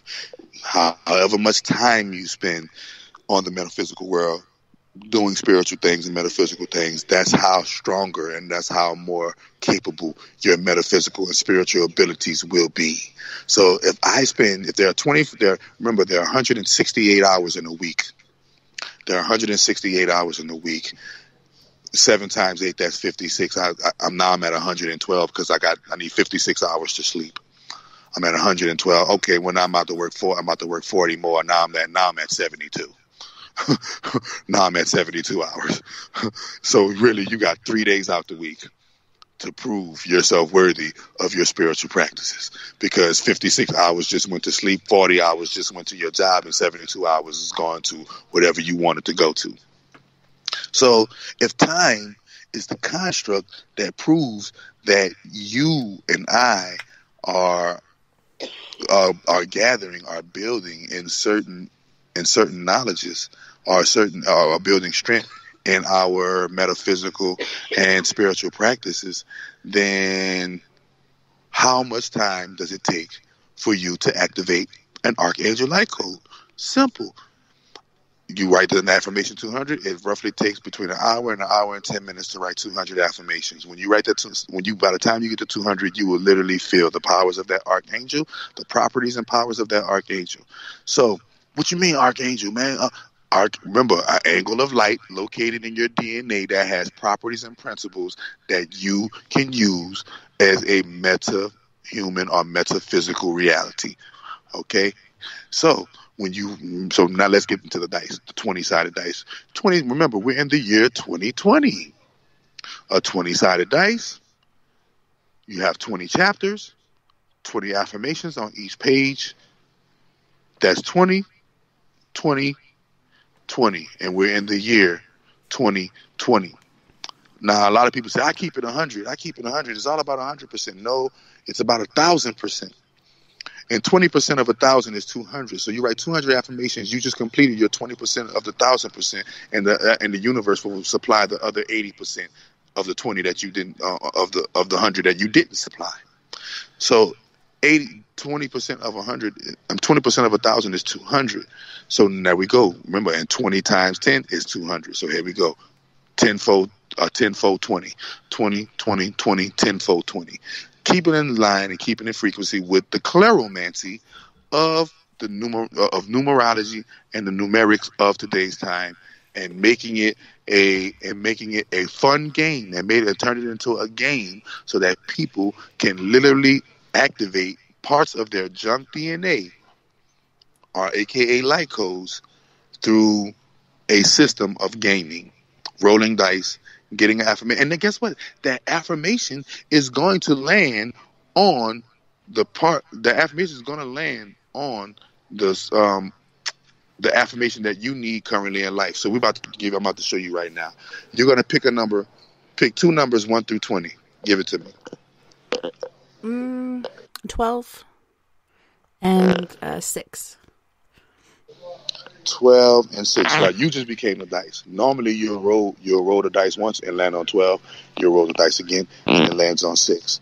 But you're going to be the dice through guessing, because your brain, I remember I told you, your DNA and your brain and your mind and your RNA knows what you really need. So what made you guess 12 and 6? I don't know. I just guessed it. No, you have a computer system inside of you that gave you intuition, those two numbers, to quote unquote guess. But really, it is an absolute accuracy. 12 and 6. You ready for this? Now I'm about to give you some different. I analyze that I must rest and rejuvenate. That means dear Tessa hasn't been resting, getting enough rest. Henceforth, she's drinking the monsters. Stay up. Right? Rest. Remember, when you rest, you are giving your body a chance to repair. You're giving your mind a chance to reboot. Your computer a chance to reboot. You're giving your spirit a chance to go into all of the sequences of DNA and order them as you need fit to fit your life. And you're giving your body a chance to recuperate. So it says, I analyze, right? It says, I analyze that I must rest and rejuvenate. Now, just through you being the host on this show, how accurate is that affirmation for your life right now? I have been sleeping a lot. We actually, we do an after party every night after the show, and last night we cut it off early for certain reasons, and actually went to bed at 1:30 instead of about 6:30 or whatnot. But due to like my paranormal experiences, my bedtime's always been like 3 or 4 o'clock in the morning.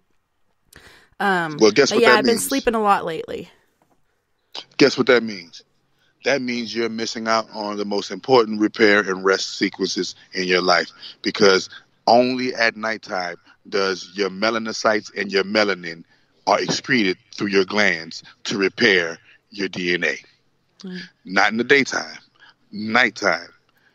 Nighttime is when the wee hours is when your body, remember, and our bodies are on number sequences. Our body has a 3 8-hour sequences, right? When you wake up in the morning, your body is what? It is literally intaking and processing, literally intake for 8 hours. Then your second 8 hours, your body is what?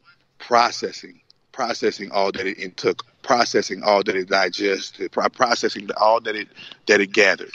And then your third number sequence, your third 8, which equals to 24, is what? Repair. So your body intakes, processes, and repairs every 8 hours. And if you're up at 3 in the morning, then guess what? You're missing the most important repair. So this lets us know. Remember, if you're up at 1, 2, 3, 4, or 5 in the morning, you ready for this? Go ask. I guarantee you're not gonna see Bill Gates up at no 3, 4, 5 in the morning. I guarantee you ain't gonna see Elon Musk up at 3, 4, 5 in the morning. You're not gonna see Mark Zuckerberg up at 3, 4, 5 in the morning. Matter of fact, you're not gonna see any wealthy millionaire or billionaire. Guess what? You know how I know? Because Mr. BU, the billionaire at my school, guess what? He goes to bed at 10:30. And all his billionaire friends and millionaire friends don't go to bed get to bed before 12. So this lets me know that this is an important cycle in attaining wealth, getting rest at the proper time. Not just rest whenever I want to get rest because I'm tired and I need to get rest, but rest at the proper time. And so when you look at the affirmation says, I will give my rest. I analyze that I need to rest and rejuvenate. So maybe you will want to start augmenting a schedule so that you can start getting rest at the times when your melanocytes, your melanin, and your melanosomes. These are three repair mitochondrials. I like to call them mitochondrials in your DNA. These are 3 repairs that literally, these are 3 sequences or liquids in your DNA that secrete only at night, starting at 9:30, between 9:30 and 10:30 p.m. Literally, and they last about 2 to 2:30, and your body use them to repair and rejuvenate your body. This is science. The physicists, and you ask any biologist or any person, any geneticist, and they'll tell you the same. So, and remember, I've debated my full chakra activation. I've debated my full chakra, my light code activation with the head physicists of today's time in California, with today's people in California, and this is why we're about to do a study on full chakra activation, because full chakra activation, we've healed people of broken bones. We've healed people of diabetes just through activating their chakras. And science already proves, you can go look it up right now. Science proves that if we talk to ourselves and talk to our literal cells, talk to our atoms, we have the ability to self-heal. So there's something deeper going on here that we weren't taught in standard public school or private school or the American school system. And we have to get these knowledges outside of the school system. And one of these knowledges that we don't learn in no school system is spirit science, or what one might call today divination or witchcraft. And it is a very, very real science based on the most real science available, the zodiac and astrology. Well, I don't believe in that zodiac stuff. I don't believe in that astrology stuff. Well, I beg to differ. Here we go. You're on the planet Earth. How tall are you? What, 5 foot what?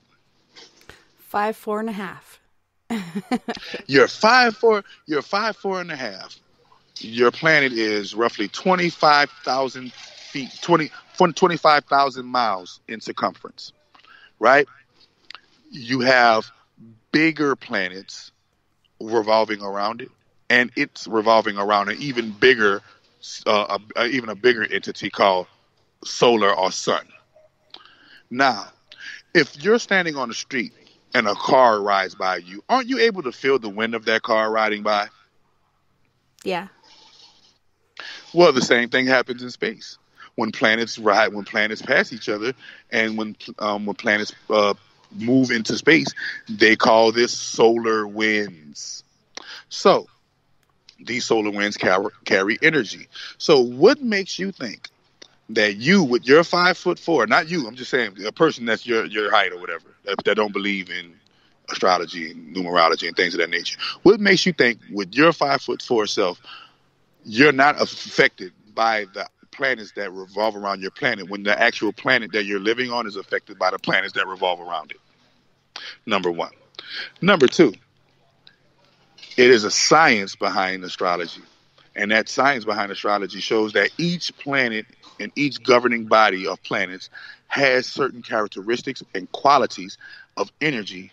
And these characteristics and qualities of energy can be found in the human being. This is why physicists say, if you want to understand the universe, study the human body. Because do you know that every single thing that is found in the cosmos, a piece of it can be found in the human being? This is quite wonderful to know. If a piece of everything in the cosmos can be found inside of you, then the Bible wasn't lying when they told you the kingdom of heaven is within. So if the kingdom of heaven is within, and these celestial bodies and these energies that govern, that revolve around our planet in our solar system have a influence on our planet, which means if they have an influence on our planet, they automatically have an influence on us, because we're nothing but 5 feet, 6 feet, 7 feet tall at the max.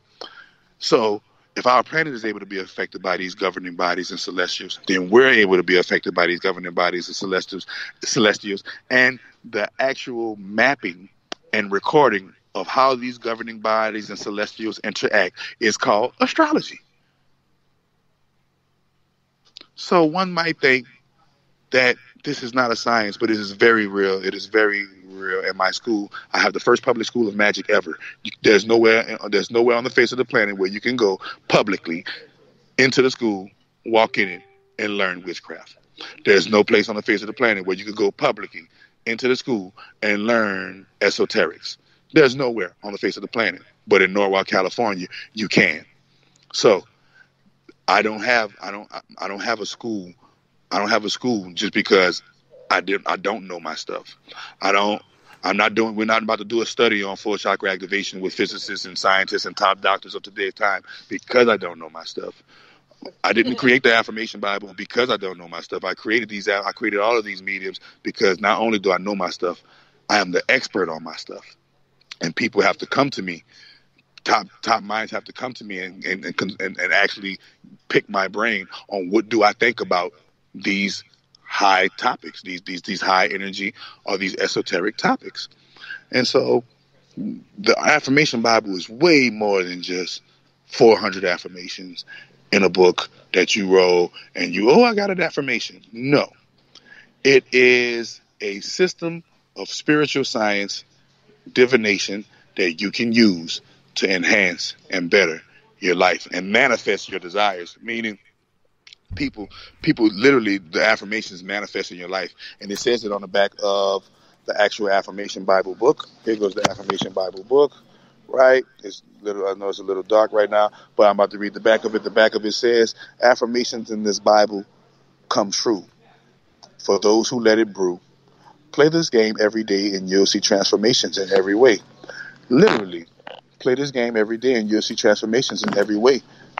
And affirmations always shape our life, whether we know it or not. We're speaking affirmations daily into our life, whether we know it or not.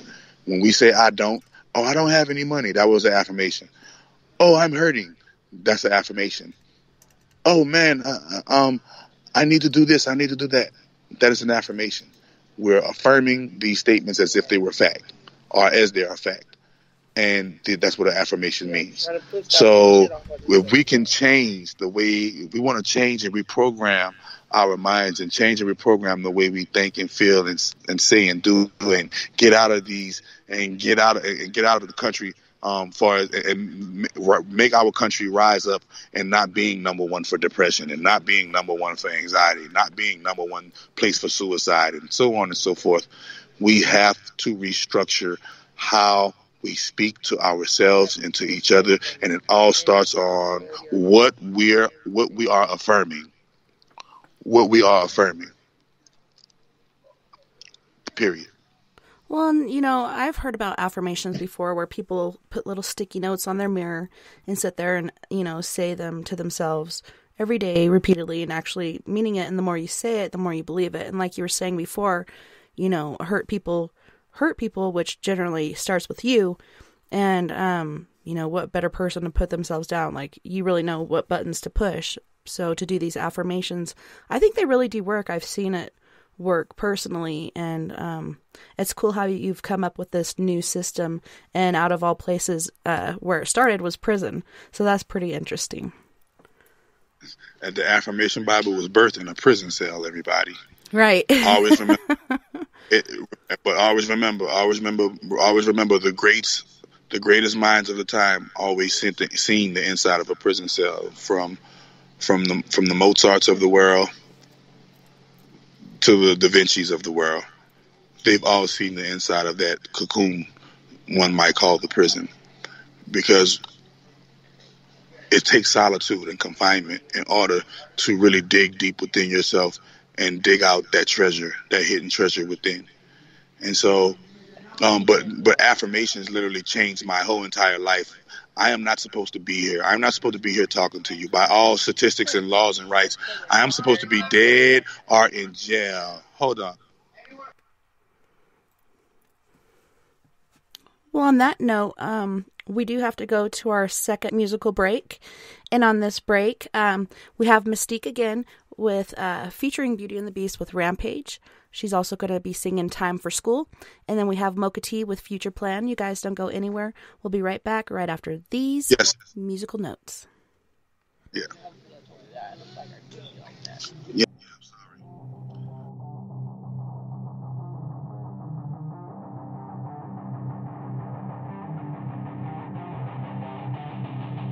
Spark so much fire, think I woke up the dragons. I'm a new beast, spitting apocalypse for a fantastic. Got the power from God, made the rest hard to breathe. I'm on the surface, flow so powerful, industry don't fit me. Spark so much fire, think I woke up the dragons. I'm a new beast, spitting apocalypse for a fantastic. Got the power from God, made the rest hard to breathe. I'm on the surface, flow so powerful, industry don't fit me. You people fire well, I'm the kind that made you inspire. Smoke detector can't take the batteries, what I require. I am led to put me out, you need a metal lid. Stop, drop, and roll to your nearest exit. Not the one to play, we'll make you go back and edit. Make you jump double dutch till your leg legs. Head knobbing with the flow, man, I need a helmet. I just screwed up these verses and got them pregnant. One of a kind, and chick can step to my comparison. F the world up with this, man, I should just marry it. My words are weapons, big as tools that can't fit in your kid. They sell it fake, hoping I'd rather kill your hope like ISIS. Still killing it, infinite check the status, I'm getting the win. Froze the flows with multiple codes, my symbols grows, I'm cold as snow. I know the principles, and we feasting the beast with the dragon relief. When it happens, it show that I don't play though. Step into us will be so fatal. Spark so much fire, think I woke up the dragons. I'm a new beast, spitting apocalypse for a fantastic. Got the power from God, made the rest hard to breathe. I'm on the surface, flow so powerful, industry don't fit me. Spark so much fire, think I woke up the dragons. I'm a new beast, spitting apocalypse for a fantastic. Got the power from God, made the rest hard to breathe. I'm on the surface, flow so powerful, industry don't fit me. Hey, it's swag. I done got back in my bag. I done had people laugh. I done seen people pass. I spaz like spaz.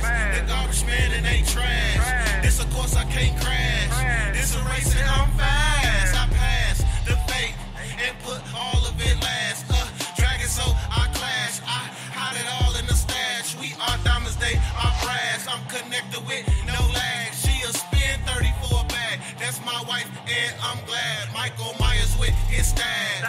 Ali with his jazz. A scientist in the lab. JJ Watt in his past. The amigos with the dab. This is why I ride. And I got the nag. Spazzy rolled a sack with Mystique. Mystique in the back. Money tall like Shaq. Weapons like Iraq. I am cancer in a pack. The 9/11 attack. We don't know no slack. You can't hold us back. Rock and roll with that. So much fire, think I woke up the dragons. I'm the new beast, spitting apocalypse for a fantastic. Got the power from God, made the rest hard to breathe. I'm on the surface, flow so powerful, industry don't fit me. Spark so much fire, think I woke up the dragons. I'm a new beast, spitting apocalypse for a fantastic. Got the power from God, made the rest hard to breathe. I'm on the surface, flow so powerful, industry don't fit me.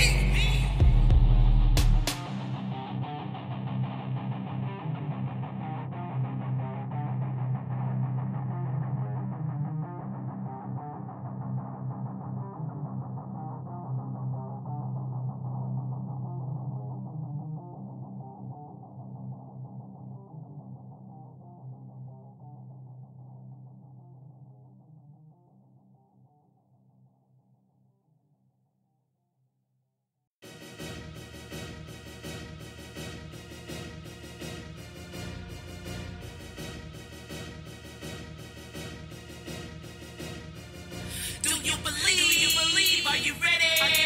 It's time for school. Roll out your red carpet. You gotta love to learn and have fun. It's time for school. Do you believe? Are you ready? Get ready. It's time for school. Roll out your red carpet. You got to love to learn and have fun.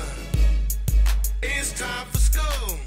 The funniest memory that I could recall is getting up to shopping my pencil as a kid, showing off my new outfit from head to toe. Yo, I love the life of 3 9-year-olds with hyper goals. My mind be blown. Don't get upset when the answer's wrong. Pray for strength and you'll survive to be strong. I am a teacher, it's how I define myself. Help me vibe so well. Don't stress, do your best and forget the rest. Mama made sure we pray to God, highly blessed, and I am honored. No weapon formed against us should prosper. Don't ever forget.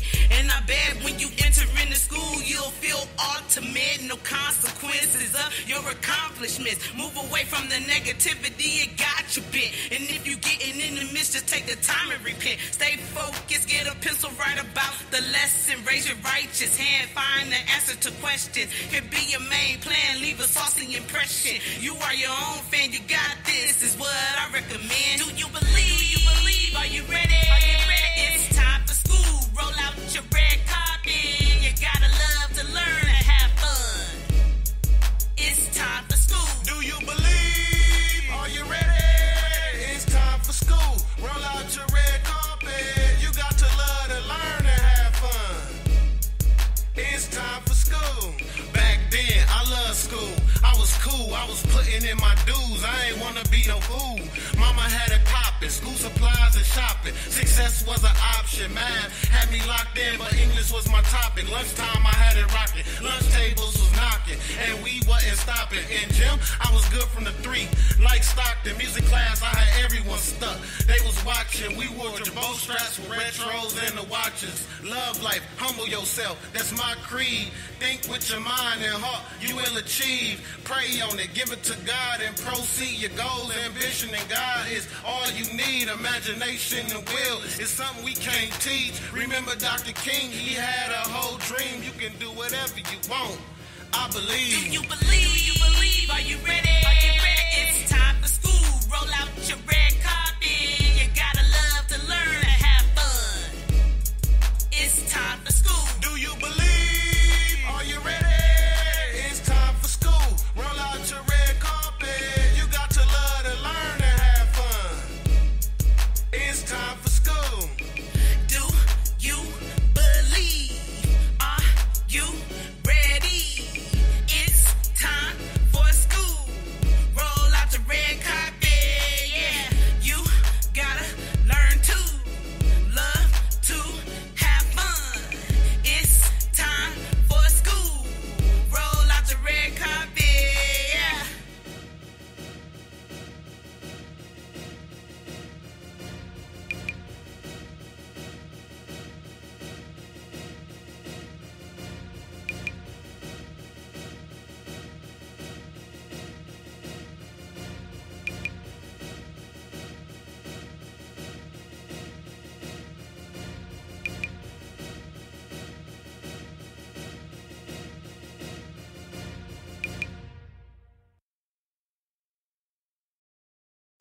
the T. Let's get it. Future plan is to get you, boy. You all that I think about. When I get you, I'ma treat you right, keep you close to my heart. Future plan is to get you, boy. You all that I think about. When I get you, I'ma treat you right, keep you close to my heart. Future plan is to get you, boy. You all that I think about. When I get you, I'ma treat you right, keep you close to my heart. Future plan is to get you, boy. You all that I think about. When I get you, I'ma treat you right, keep you close to my heart. How could you love a man who never been loved? How could you show him something he so used to lust? I know I'm young, but I know I can be the one. If he open up his eyes and know I'm the one he can trust. Support and good loving is all a nigga need. All that bullshit niggas give you is a test to see if you'll leave. And if you leave, you are not a strong queen. Cause a queen will stay still, pray and be there for her king. Future plan is to get you, boy. You all that I think about. When I get you, I'ma treat you right, keep you close to my heart. Future plan is to get you, boy. You all that I think about. When I get you, I'ma treat you right, keep you close to my heart. Future plan is to get you, boy. You all that I think about. When I get you, I'ma treat you right, keep you close to my heart. Future plan is to get you, boy. You all that I think about. When I get you, I'ma treat you right, keep you close to my heart. I love the way he carry himself, I love his swagger. He had me at happily ever after. No fairy tale, this man I really wanna capture. A peek at you, got my heart beating faster. No road runner, but you got my mind racing. Still can call you up and don't know what to say. My friends might say I'm dumb, my friends might say I'm stupid. Then again, why take advice from single women? Future plan is to get you, boy. You all that I think about. When I get you, I'ma treat you right, keep you close to my heart. Future plan is to get you, boy. You all that I think about. When I get you, I'ma treat you right, keep you close to my heart. Future plan is to get you, boy. You all that I think about. When I get you, I'ma treat you right, keep you close to my heart. Future plan is to get you, boy. You all that I think about. When I get you, I'ma treat you right, keep you close to my heart. Let's create a kingdom and have a Prince Wednesday. Build an empire, a dream I desire. Like Candy Crush on the Monday, got butterflies feeling funny. Blunt out the blunt, can't get no higher. Like a fiend who needs sexual healing. Boy, bless me with that business. You're my teacher, you got my undivided attention. Boy, would you come my way and answer a simple question?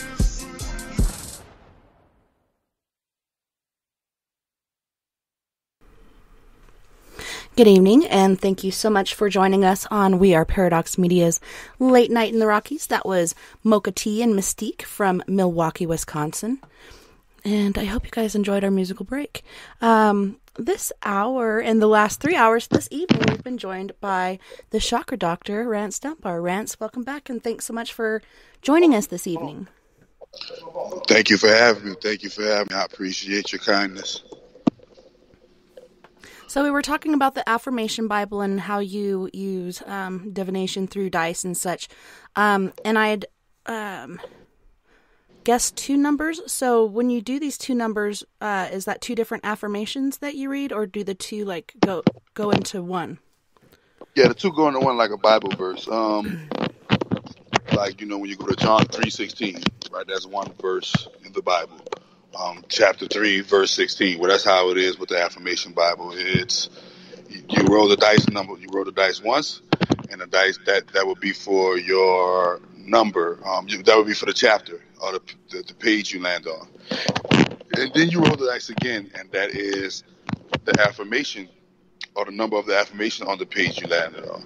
So you had picked 12. That was chapter 12. You had picked the number 6. That was affirmation number 6 on the page chapter 12. So you had picked affirmation number 12, 6. I analyze is the key to the house of Virgo. Okay. And the archangel for the house of Virgo is the archangel Haniel. All right. And you also receive the angel. You also, like I said before, numerology, you should receive an angel number to go with it. And in the beginning of the book, it teaches you how to look up your angel number, how to research the metaphysical properties of your angel number, the metaphysical properties of your house of the zodiac, and the metaphysical properties of your archangel. They're all able to be researched, looked up, and independently. They got different independent sources. That's what makes the game so great because you are able to play it real time. You're able to play it real time and experience it real time. That's awesome. So right after you got out of prison, did you continue to work on this game, or did you take a hiatus and learn some more things and finish the game? Yeah. So what I wanted to do was, I wanted to put out an affirmation book. I wanted to put out, because that's what changed my life, affirmations. Affirmations changed my life, period. The first affirmation that I started to change my life with was the affirmations I learned out of the book Think and Grow Rich by Napoleon Hill. And that whole book changed. That book was my Bible. That book was my Bible for like 2 years, 3 years straight. I read that book at least 14 times, 15 times to get the principles and master that book into what I'm doing today. And, when I found out the science that thoughts are things, every thought that you have is considered a thing, and something that exists in its own right as an individual. And these things are able to through certain laws that govern the universe and govern our lives and govern Mother Nature. These things that you call thoughts are able to be manifested into your life as physical, tangible results and realities. So when I learned that, I said, well, let me put it to test first. And the first thing I put it to test was, I'm going home in 7 months. I'm going home in 7 months. I'm going home in 7 months. And kid you not, I was literally able to get out of jail and go home in 7 months. And so that was the beginning of me believing that affirmations work. I was able to affirm myself out of prison, but I didn't start perfecting it until I started taking myself seriously and taking my life a little bit more serious outside of going to prison and repeating negative cycles. I had to stop repeating negative cycles so that I could stop going to these cycles of prison. And so I started reshaping my life and reshaping my world and reshaping how I talk, reshaping everything. It began with simple things like realizing that I say I don't like too much. Realizing that I affirm what can't be done. I can't. I don't. I won't. I'm not. I woulda. I shoulda. I coulda. If only. I am just. All of these beginning phrases are detrimental to your affirmation process, because your mind can't distinguish reality from imagination, fiction. Your mind sees it and thinks it's real, and your subconscious mind turns it into a reality for you. For instance, in a German study, they took a track runner and they put him on a treadmill and they put brain instrumentation on his head to monitor his brain waves. And they took another person and sat him in a chair and put brain instrumentation on his head to monitor his brain waves. They made the track runner run on a treadmill, and they made the guy who was sitting down on the chair envision and imagine that he was running. And the same synapses in the brain fired up as the guy who was running on the treadmill as the guy who wasn't running on the treadmill, which show the scientists that the mind can't distinguish whether the running on the treadmill was fake or real. The mind only sees what it saw and computed it as a reality, a real reality. So whether you believe that you're going to be a millionaire or not, whether you know if you're going to be a millionaire or not, the one thing you have to do to convince your mind is that you have to believe it. You have to believe that you're already there so that it can attract to you. Now, these thoughts that are things that are in your head, they have there are waves, and they have electric, magnetic, repulsion, and attraction properties and capabilities. So when you're thinking negative, it has an electric repulsive capability. It repels it repels the positive from your life and attracts the negative. When you're thinking positive, it repels the negative and attracts the positive. This is called electromagnetic. Electric means it sending out a signal. Magnetic means it attracts the like signal that it sends out in a form of circulation, literally in a circle. So this circle is a cycle that feeds. This circle is a cycle that feeds your reality of what you think can and can't be done. And it all starts with I. You hear in the Bible, Jesus said that I am that I am. Or you hear people say, I don't do this, or I don't do that, or I. Remember, let's go back to the riddle.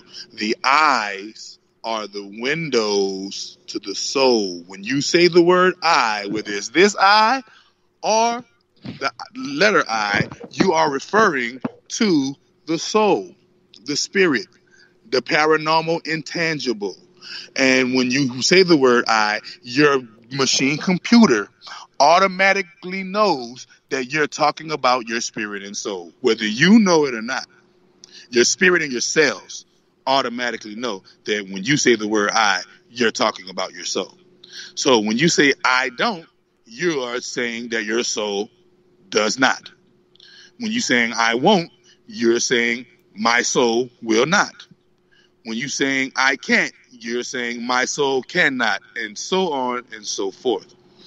But when you say I can, I will, I am, I have, I believe, I analyze, I feel, I think, right?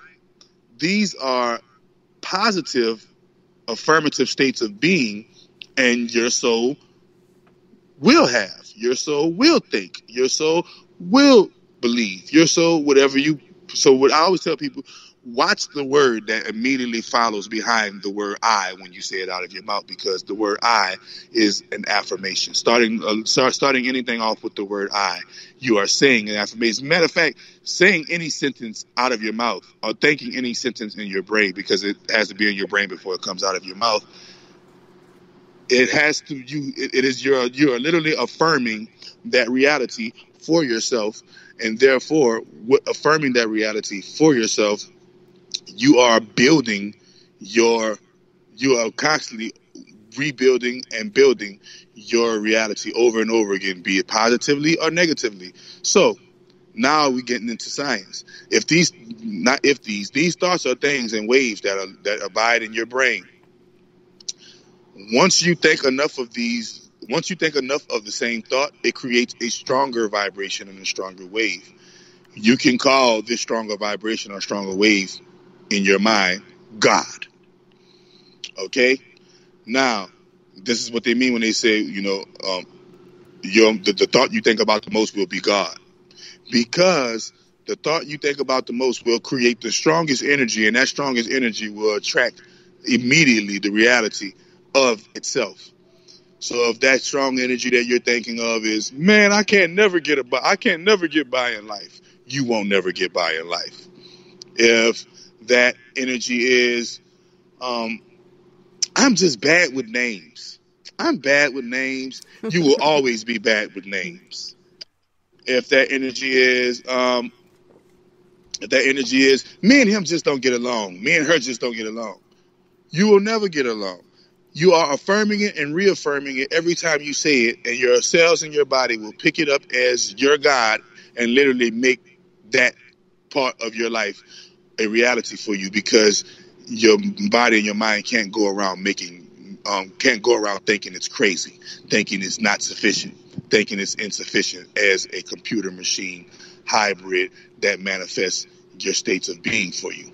So affirmations go, and remember, in the medical industry, it's called the placebo effect. We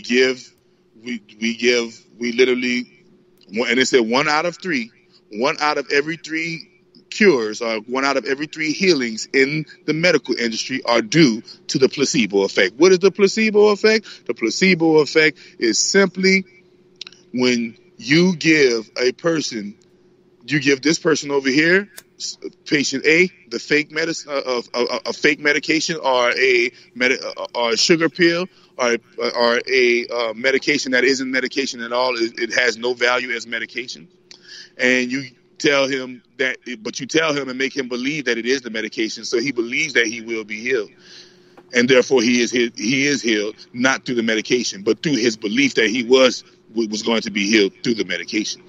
But it wasn't the medication; it was his belief. And so the placebo effect is his positive belief that he is going to be healed through something that has nothing to do with his healing. And just like they have a placebo effect, the effect that a lot of people don't know about is the nocebo effect. The nocebo effect is you thinking that you can't be healed, and so therefore you won't be healed. When you go to the doctor and the doctor says you got 6 months to live, and if you walk out of that hospital room believing that you only have 6 months to live, guarantee you're gonna die in 6 months. There are countless. You see it in the music industry. There are countless musicians who affirm their deaths and suicides through their music because their music is affirmations. Tupac Shakur, he had an album. He had a song called "Death Around the Corner." Biggie Smalls had an album called "Ready to Die." Okay, Kurt Cobain, he constantly sang about suicide and death, and he died. Okay, so the nocebo and placebo effect are very real, and simply put, the nocebo effect is negative affirmations, and the placebo effect is positive affirmations. Period. The positive things that I tell myself, positive affirmation. The negative things that I tell myself, negative affirmation. My subconscious mind is going to pick it up, manifest it into a physical reality. So what I wanted to do was give everybody a chance to do what I did. I'm the last person that's supposed to be here even talking about this, because if you want to be technical and tell it, everybody and everyone and everything had lost hope in me, even my damn self. And the path that I was going down only leads to two places: death or in jail. And so I was able to piggyback that negative. I was able to piggyback that negative time into a positive outcome through writing positive affirmations. I just knew that if I said it enough times, that I was going to start believing it. As a matter of fact, actors do it all the time. How does Brad Pitt get on the screen and make you believe that he's not Brad Pitt? How does Will Smith do it? How does all of these actors in Hollywood do this? They hop into a piece of themselves that are not themselves at that time, and they become that piece. So if you can get on the screen and make me believe that you're John Q, Mr. Denzel Washington, then what is it that you tapped in? What part of yourself did you tap into to become that character that is not Denzel Washington? And it all has to do with what we tell ourselves. I guarantee Denzel Washington made himself believe that he wasn't Denzel Washington so that he could be John Q for those however many millions of dollars that it took to make that movie. Okay? And you can do the same thing in your life. You can hop outside of Tessa and not be Tessa and be Supergirl, affirmation queen, who all she knows is infinite love, eternal truth, and peace, abundance, love, health, wealth, and desire it more and more for the world, and literally become this. And this becoming will be a part of the mechanism you call Tessa. Because your name is not Tessa, your name is infinite love spirit having an experience called Tessa. Tessa will go into the ground. The spirit inside of Tessa will go outside of Tessa and become what it was before she was Tessa. And so how do we shape our realities? Well, by believing what we tell ourselves. So if you feel like you're going to open that business, start writing. But the thing about it is, ready. That's what people get affirmations in the law of attraction that wrong. You said it earlier.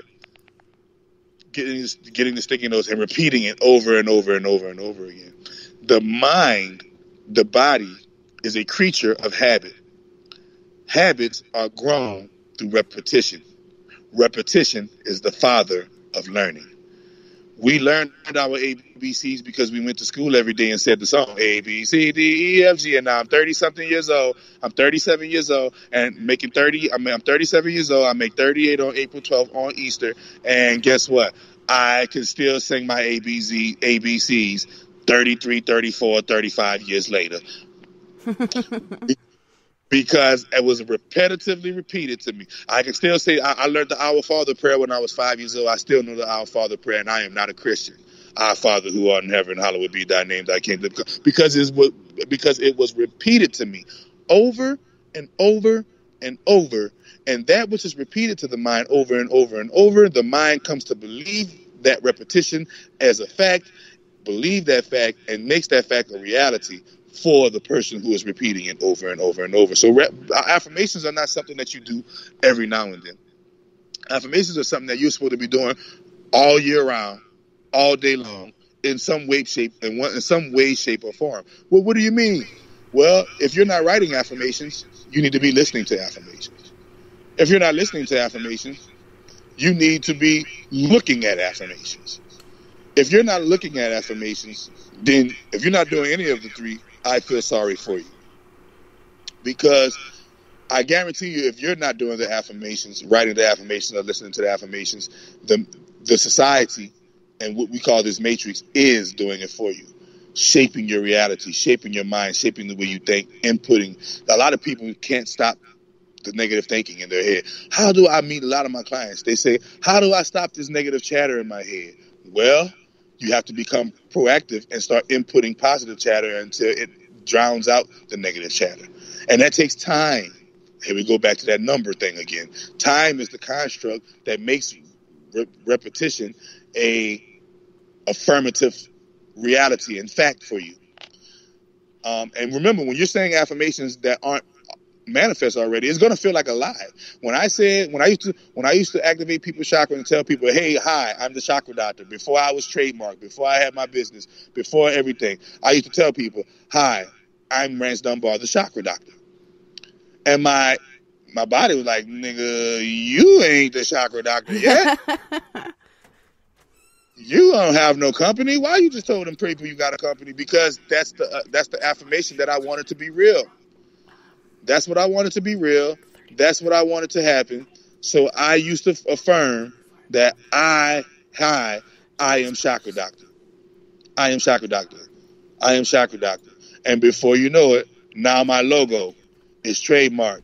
Chakra doctor, the actual name. Nobody can ever take the name chakra doctor. I will always be the chakra doctor. It's trademarked by the United States by the United States government. So, but it all started with me telling those little white lies. Hey, my name is Rance Dunbar, the chakra doctor. And now my FCA Inc. Chakra Doctor has its own school, has its own subsidiary companies, and so on and so forth. And now that answers my affirmation that I started way in 2005. One part of the affirmation hasn't come true yet, but it's going to come true, and I'm still sticking with it. And when I read Napoleon Hill, Think and Grow Rich in 2005, I made the affirmation that by April 12, 2017, and I'm 3 years late on this affirmation. Keep in mind, I'm 3 years late on this affirmation, but that don't mean it's not going to happen. That just means I'm late because I didn't understand the affirmation process. If I was doing it right when I created the affirmation, I already have it by now. But the affirmation is, by April 12, 2017, I will have in my possession $100 million, which will come to me in various amounts during the interim. In return for this money, I will give the most efficient service of which I am capable, rendering the fullest possible quantity of service in the capacity of a musician, entrepreneur, businessman. I believe that I will have this money. I can see it right before my eyes. I can touch it with my hands. It is now awaiting transfer to me at the time that I render the service that I intend to give for it. So this is an affirmation I started in 2005, but I didn't repeat it every day until recently. I didn't start repeating it every day until the last 5 years. And do you know how much energy it takes to acquire $100 million? Hey, but I'm almost there. But I'm almost there. I shook a man's hand. I get to shake a man's hand, and I get to see a man and talk to a man who's worth $128 billion every day. And he's about to give my school funding $14 million. I'm almost there. Awesome. I just got to keep going. I just got to keep going. But it all started with me saying, hey, on April 12, 2017, I'm going to have in my possession $100 million. Man, it's 2020. Where that $100 million at? It ain't here yet. It's almost here. I had to restructure it by April 12th, 2020. I'm going to have $100 million. Oh, it's April 12, 2020. Well, look, by April 12, 2021, nigga, I'm going to have $100 million. It's going to come. It's going to come. Happen. But it's going to happen. And I'm seeing the breadcrumbs of victory that's going to make it happen. Right? But it all starts with me believing that it will happen and reaffirming it over and over like my ABCs, 1, 2, 3s that I learned in my school. And it's that simple. The law of attraction is that simple. Now, when you're getting into magic and making things manifest on a magical level and light code activation and things of that nature, now that's where affirmations really, really matter the most, because you can't be practicing no type of sorcery or witchcraft and be speaking negative for yourself, because the sorcery and witchcraft accelerates the affirmation process at a high rate of speed to where you'd be wondering what the hell happened to you. But that's another story, right? But you hear people say, I don't believe in ghosts, and therefore you are not able to see them. You're not able to witness them. You're not able to attract them. You hear people say, oh, aliens smell aliens. I don't believe in that. That's why they'll never communicate with you. If they were ever to visit the earth, they'll never communicate with your butt. So you have to realize that you're affirming your reality. You're affirming yourself into a positive reality or affirming yourself out of a positive reality. And it all starts, what do you tell yourself on a daily basis? What do you listen to in your ears on a daily basis? And what do you allow people to say around you? I have to get people to realize that if there's a person around you who is always talking about their problems, those are your problems, because you are listening to those affirmations. Those are affirmations you're listening to when that person always talking about how down they are, always talking about how they can't get ahead in life, always talking about what's wrong with their situation and why their situation can't improve. That is your affirmations that you are listening to, period, whether you believe it or not. It's so true. Yeah, we had a roommate recently that was supposed to be here for 3 weeks. 8 months later, she's still here. And she was like that, she'd just repeat. And every morning, waking up, cussing and saying negative things, and it just, rubs off on you. We finally got rid of her, but it really does change the energy around you and your own thought process. Yeah, it's amazing. Glad you got rid of that bad luck. Me too. that shit is not to be played with, man. And being quite frank and quite honest, people who talk negative can't even be around me for long. I remove myself from around negative thinkers and talkers. Association brings on assimilation, and like attracts like, and I would not be associated with those who speak negative towards themselves or negative towards the earth or anybody else or each other. Because I would not allow that to be a part of my energy, because I know those are affirmations, and I refuse to listen to them. People who start talking negative about their situation, I literally, in my practice, I literally have a way of politely cutting them off. Hey, we're not going to go there. We're not going to talk about how all the bad stuff that happened to you when you were 5. We're going to talk about how you've healed and how it's made you a better person. We're not going to talk about that negative accident, that car accident that got your back hurt, and we're going to talk about how you're going to heal your back and how you're going to triumph from that from that injury. And so it's a very, very, very intricate process where you have to constantly repeat and tell yourself positive things over and over. Constantly repeat and tell yourself positive things over and over in order for you to get it. And when you get it, you got it, it goes good, and you do it again. Repeat the cycle. Rinse, repeat. Definitely. Affirmations every day. Don't take that break. Imagine if you hadn't taken that break from saying that every day, where you could be right now. Think about it. Where would you be? Just analyze yourself, people. Whoever's listening to this right now, analyze yourself. What do I tell myself on a daily basis?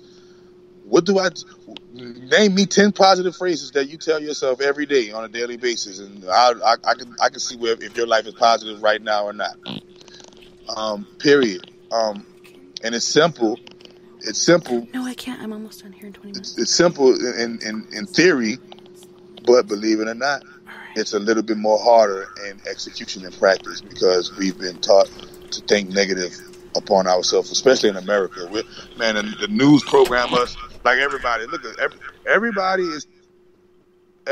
is talking about the coronavirus, right? This perpetuates more coronavirus. People don't even understand this shit. When they're talking about it, I don't want to catch coronavirus.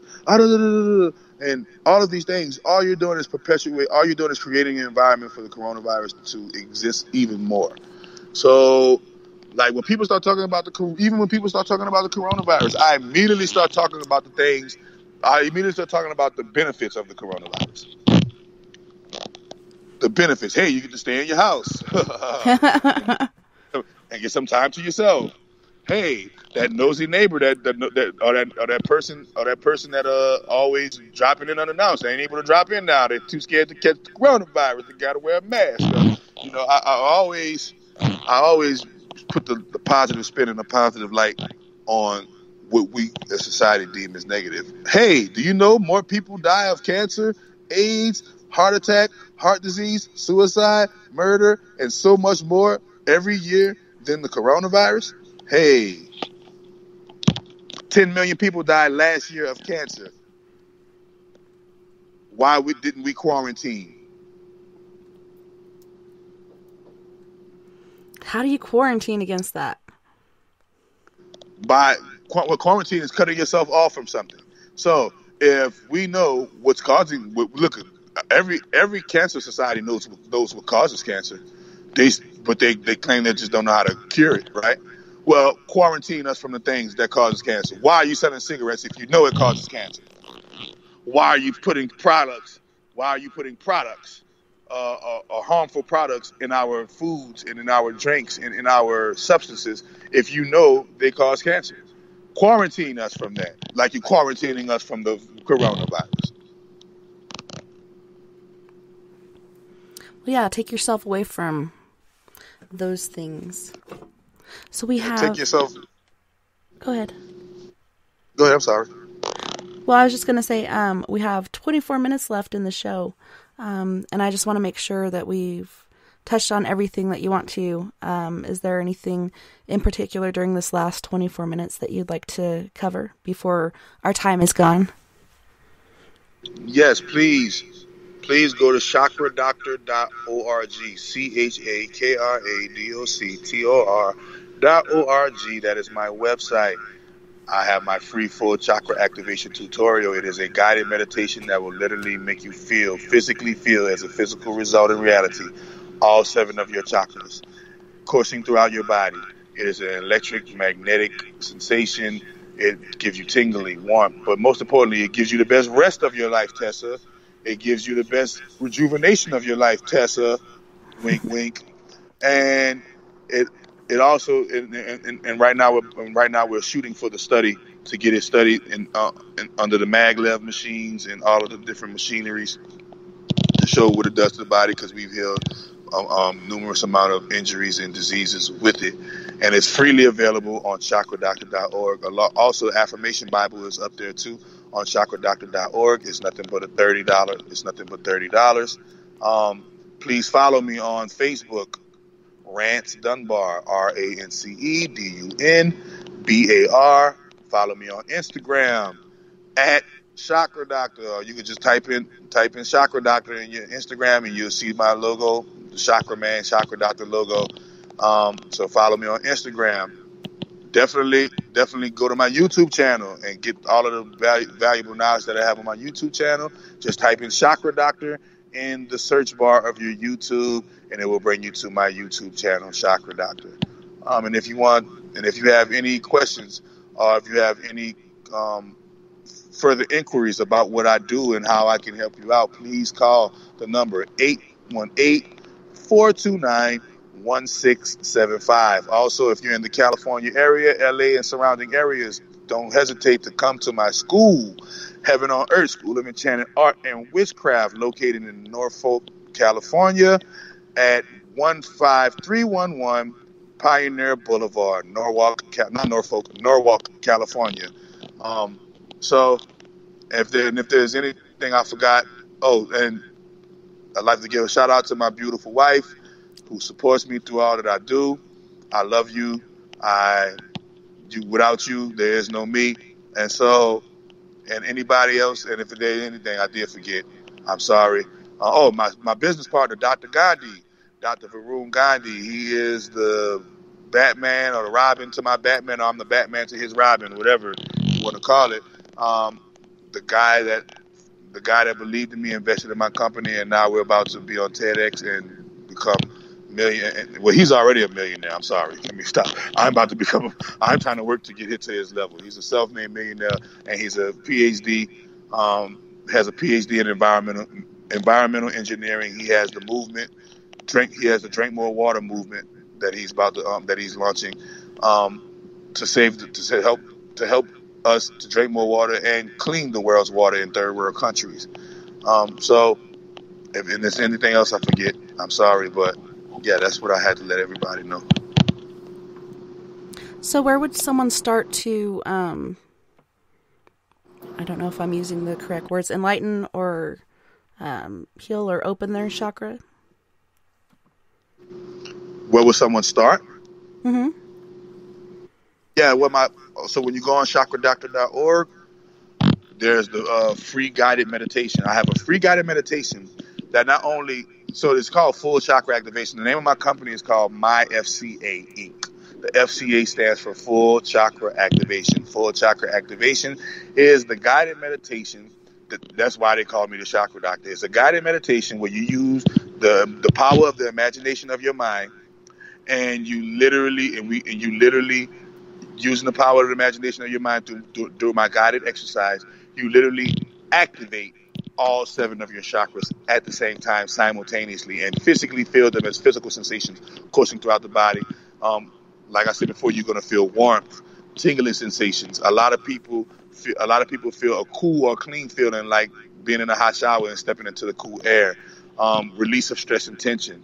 People get teary-eyed, or a lot of people yawn and get yawning. People feel euphoria or euphoric feeling, electric and magnetic sensations. So you have a lot, and you get the best sleep and the best rest of your life, and it makes you feel rejuvenated and a whole lot of energy. It gives you a whole lot of energy. And we've healed mental, emotional, spiritual, and physical diseases with this, as well as just empower Your mic is people. rubbing again. Oh, sorry. As well as empower people. So, yes, all you do is go to chakradoctor.org. It's right there on the front page. FCA tutorial, full chakra activation tutorial. All you do is put your earbuds in your ear or have your loudspeaker on, lay back, close your eyes, and let my voice guide you to the promised land. And in one short hour, you will go through the whole exercise because it's full chakra activation. And then there's a portion of the exercise called chakra charging, where we use affirmations to literally charge the chakras, and you physically feel like the physical sensations of the electrical magnetic sensations of you charging like a battery. This is a wonderful, wonderful free guided meditation that is taking the world, that is going to take the world by storm, already taking the world by storm. And I can't wait to present it on TEDx this year in November. And it's going to be a wonderful look for my brand, a wonderful look for society, a wonderful look for people to further heal themselves freely without needing a pill or a serum out of our standard medical industry cabinet. So, yes, it's a wonderful experience. Tessa, I would love for you to try it and give it a try. I wanted to, we got talking so much. I was supposed to activate your light codes. We got to talking so much, and I forgot. I got to running my mouth so much, I forgot to do that.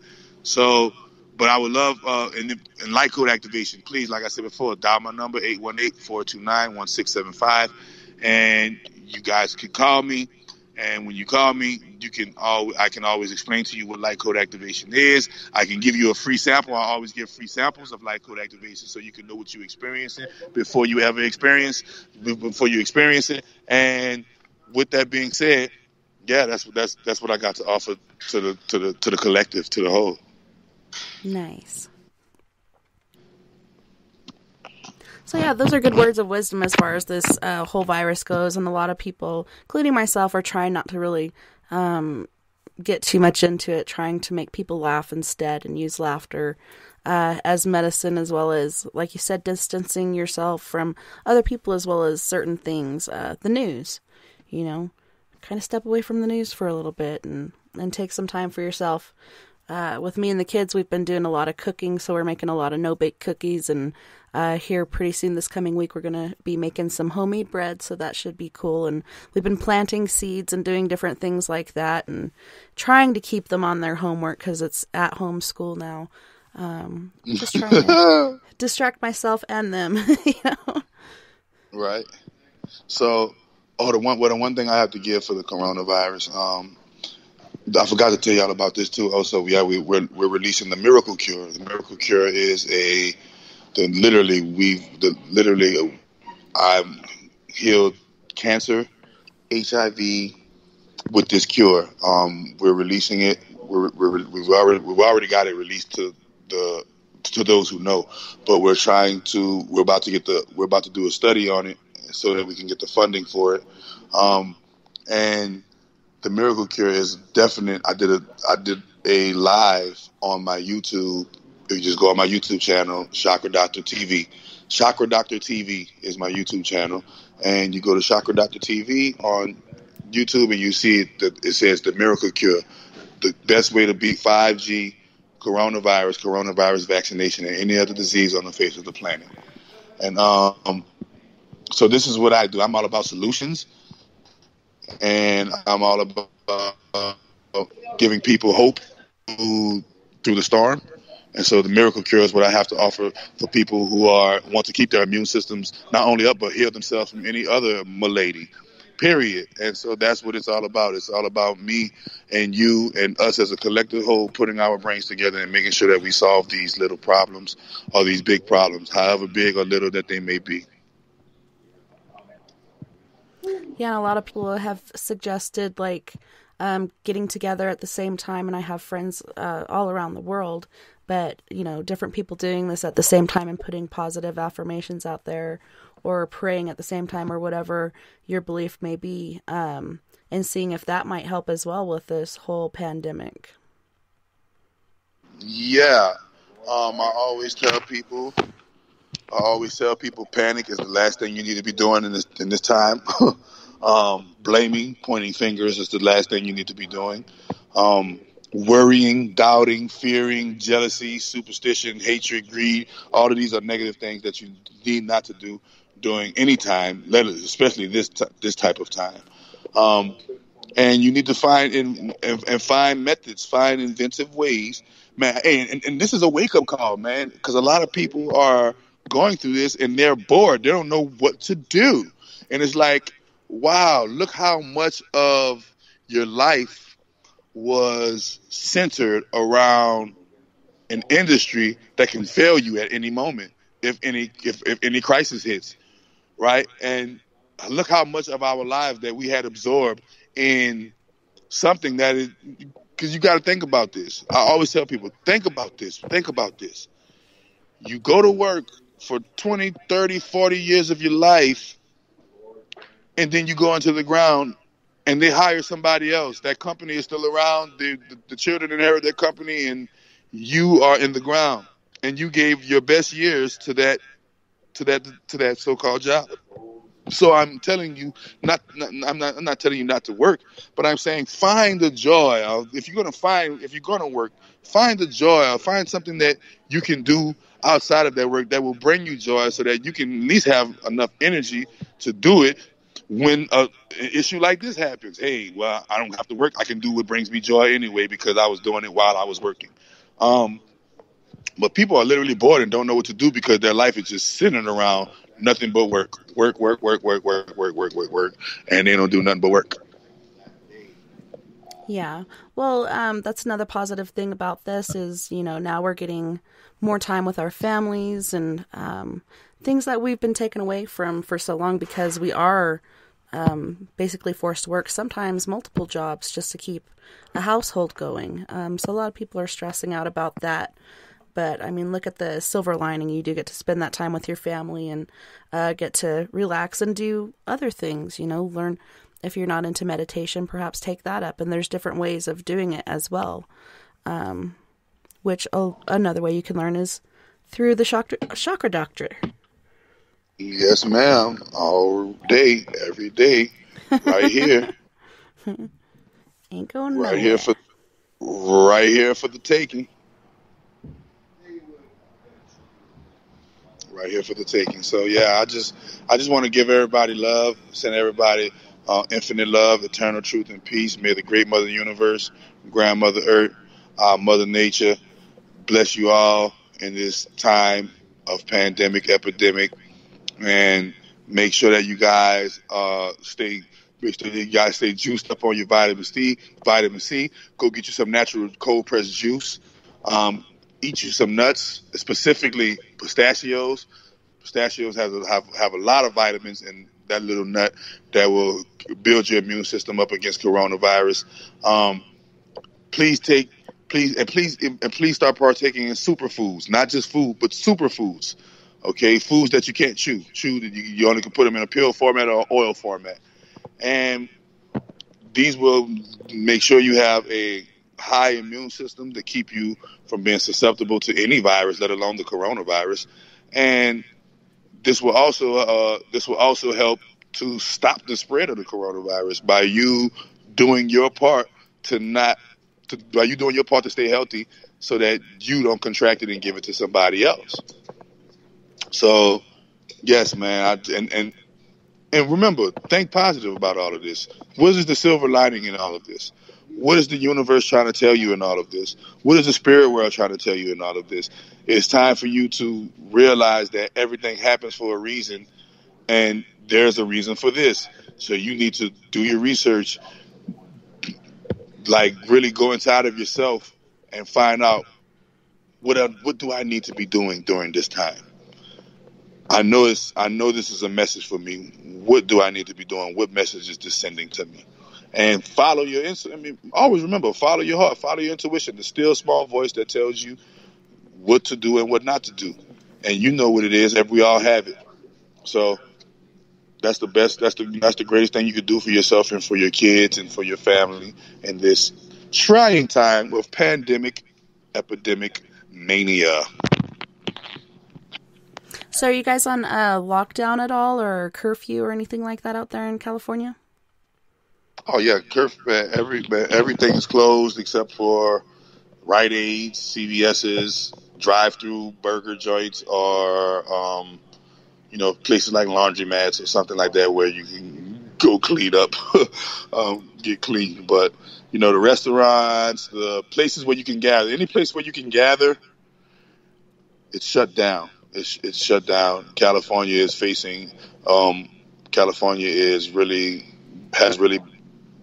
been hit by the lockdown and the coronavirus itself. All of the reported deaths that are happening, and especially the LA and the LA County area.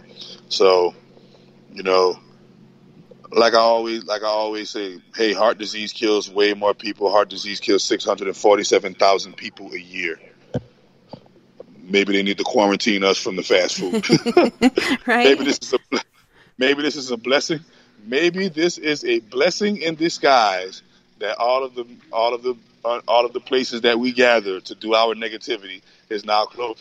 Do you know that the report since the coronavirus and the shutdown? Do you know that they said the ozone layer is literally healing and recovering?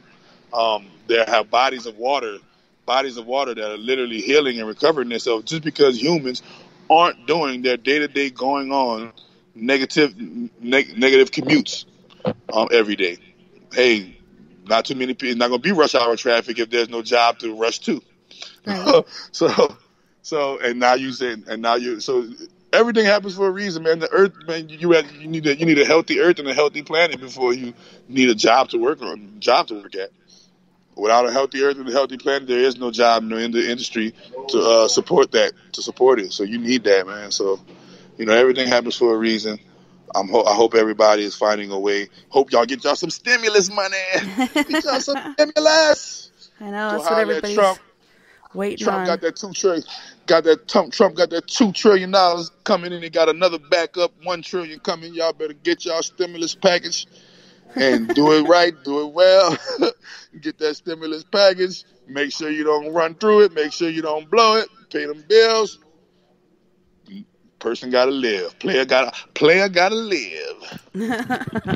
Faux show.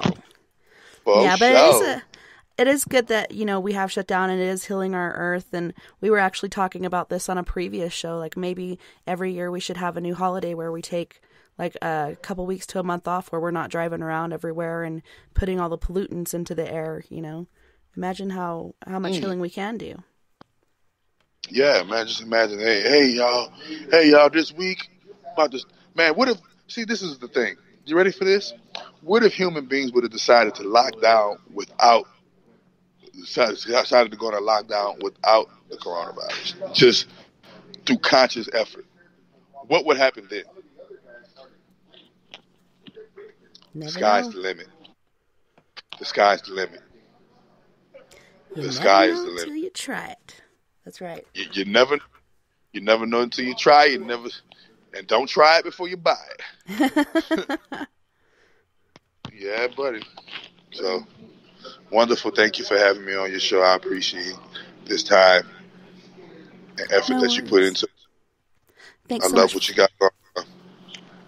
Thank you for that. And, I really appreciate what you do and what you're doing for your fellow man because, without each other, we're kind of lost. And it's a really harsh world anyways, even before the coronavirus. Like, we need to help each other up and not tear each other down and teach each other different ways to heal ourselves. And so I really appreciate what you do. And for our listeners, can you tell them, once again, where to find you and what your sites are? Yes, my site is chakradoctor.org. CHAKRADOCTOR.org. Facebook, Rance Dunbar, RANCEDUN, as in Nancy, BAR. Instagram, Chakra Doctor, at Chakra Doctor, or you could just type in Chakra Doctor in your search bar. YouTube, Chakra Doctor TV. Put that in your search bar, Chakra Doctor TV. What else am I forgetting? Oh, don't forget to hit me up on my number, 818-429-1675, if you have any questions and inquiries about what I do and how I can help you out in this pandemic epidemic. Oh, what is the difference? And I've been to look that up, but I'm just so busy doing nothing sometimes. But pandemic, epidemic, what is the freaking difference? I do not know. I digress. Epidemic doesn't have to be epidemic is not limited to viruses and the heroin epidemic. That ain't got nothing to do with a virus. So an epidemic is a crisis that is not limited to just viruses and pathogens and things that make people sick, but a pandemic is limited. The pandemic is the definition of diseases and things of that nature, and it's limited to disease and things that kill people through disease only. So one is a crisis that is not limited to disease, and one is a crisis that is strictly due to disease. So pandemic is strictly due to disease. Epidemic can be anything. The meth epidemic, whatever epidemic, the war on the drug epidemic, the war on drugs, whatever. We have a lot of epidemics, but a pandemic, that's strictly from I'm sick and I'm dying, the AIDS pandemic, and so on and so forth. Yes. Well, thank you for that. Because I keep thinking about it and then I'll get busy with something else, and so I don't look it up. Yeah. Now there's clarity, but thank you again for being on the show tonight and being our guest and teaching us your ways. And I know your mama is looking down on you. She's really proud of you for what you're doing. Yeah. Thank you, Bob. Thank you so much again for being my guest. And we'll have to catch up again sometime in the near future and see how your school's going. Yeah, we'll have to catch up. We'll have to catch up again sometime in the future, and next time we'll talk about something different. Indeed. Thank you again. Yeah, all right. I appreciate you. Thank you for having me.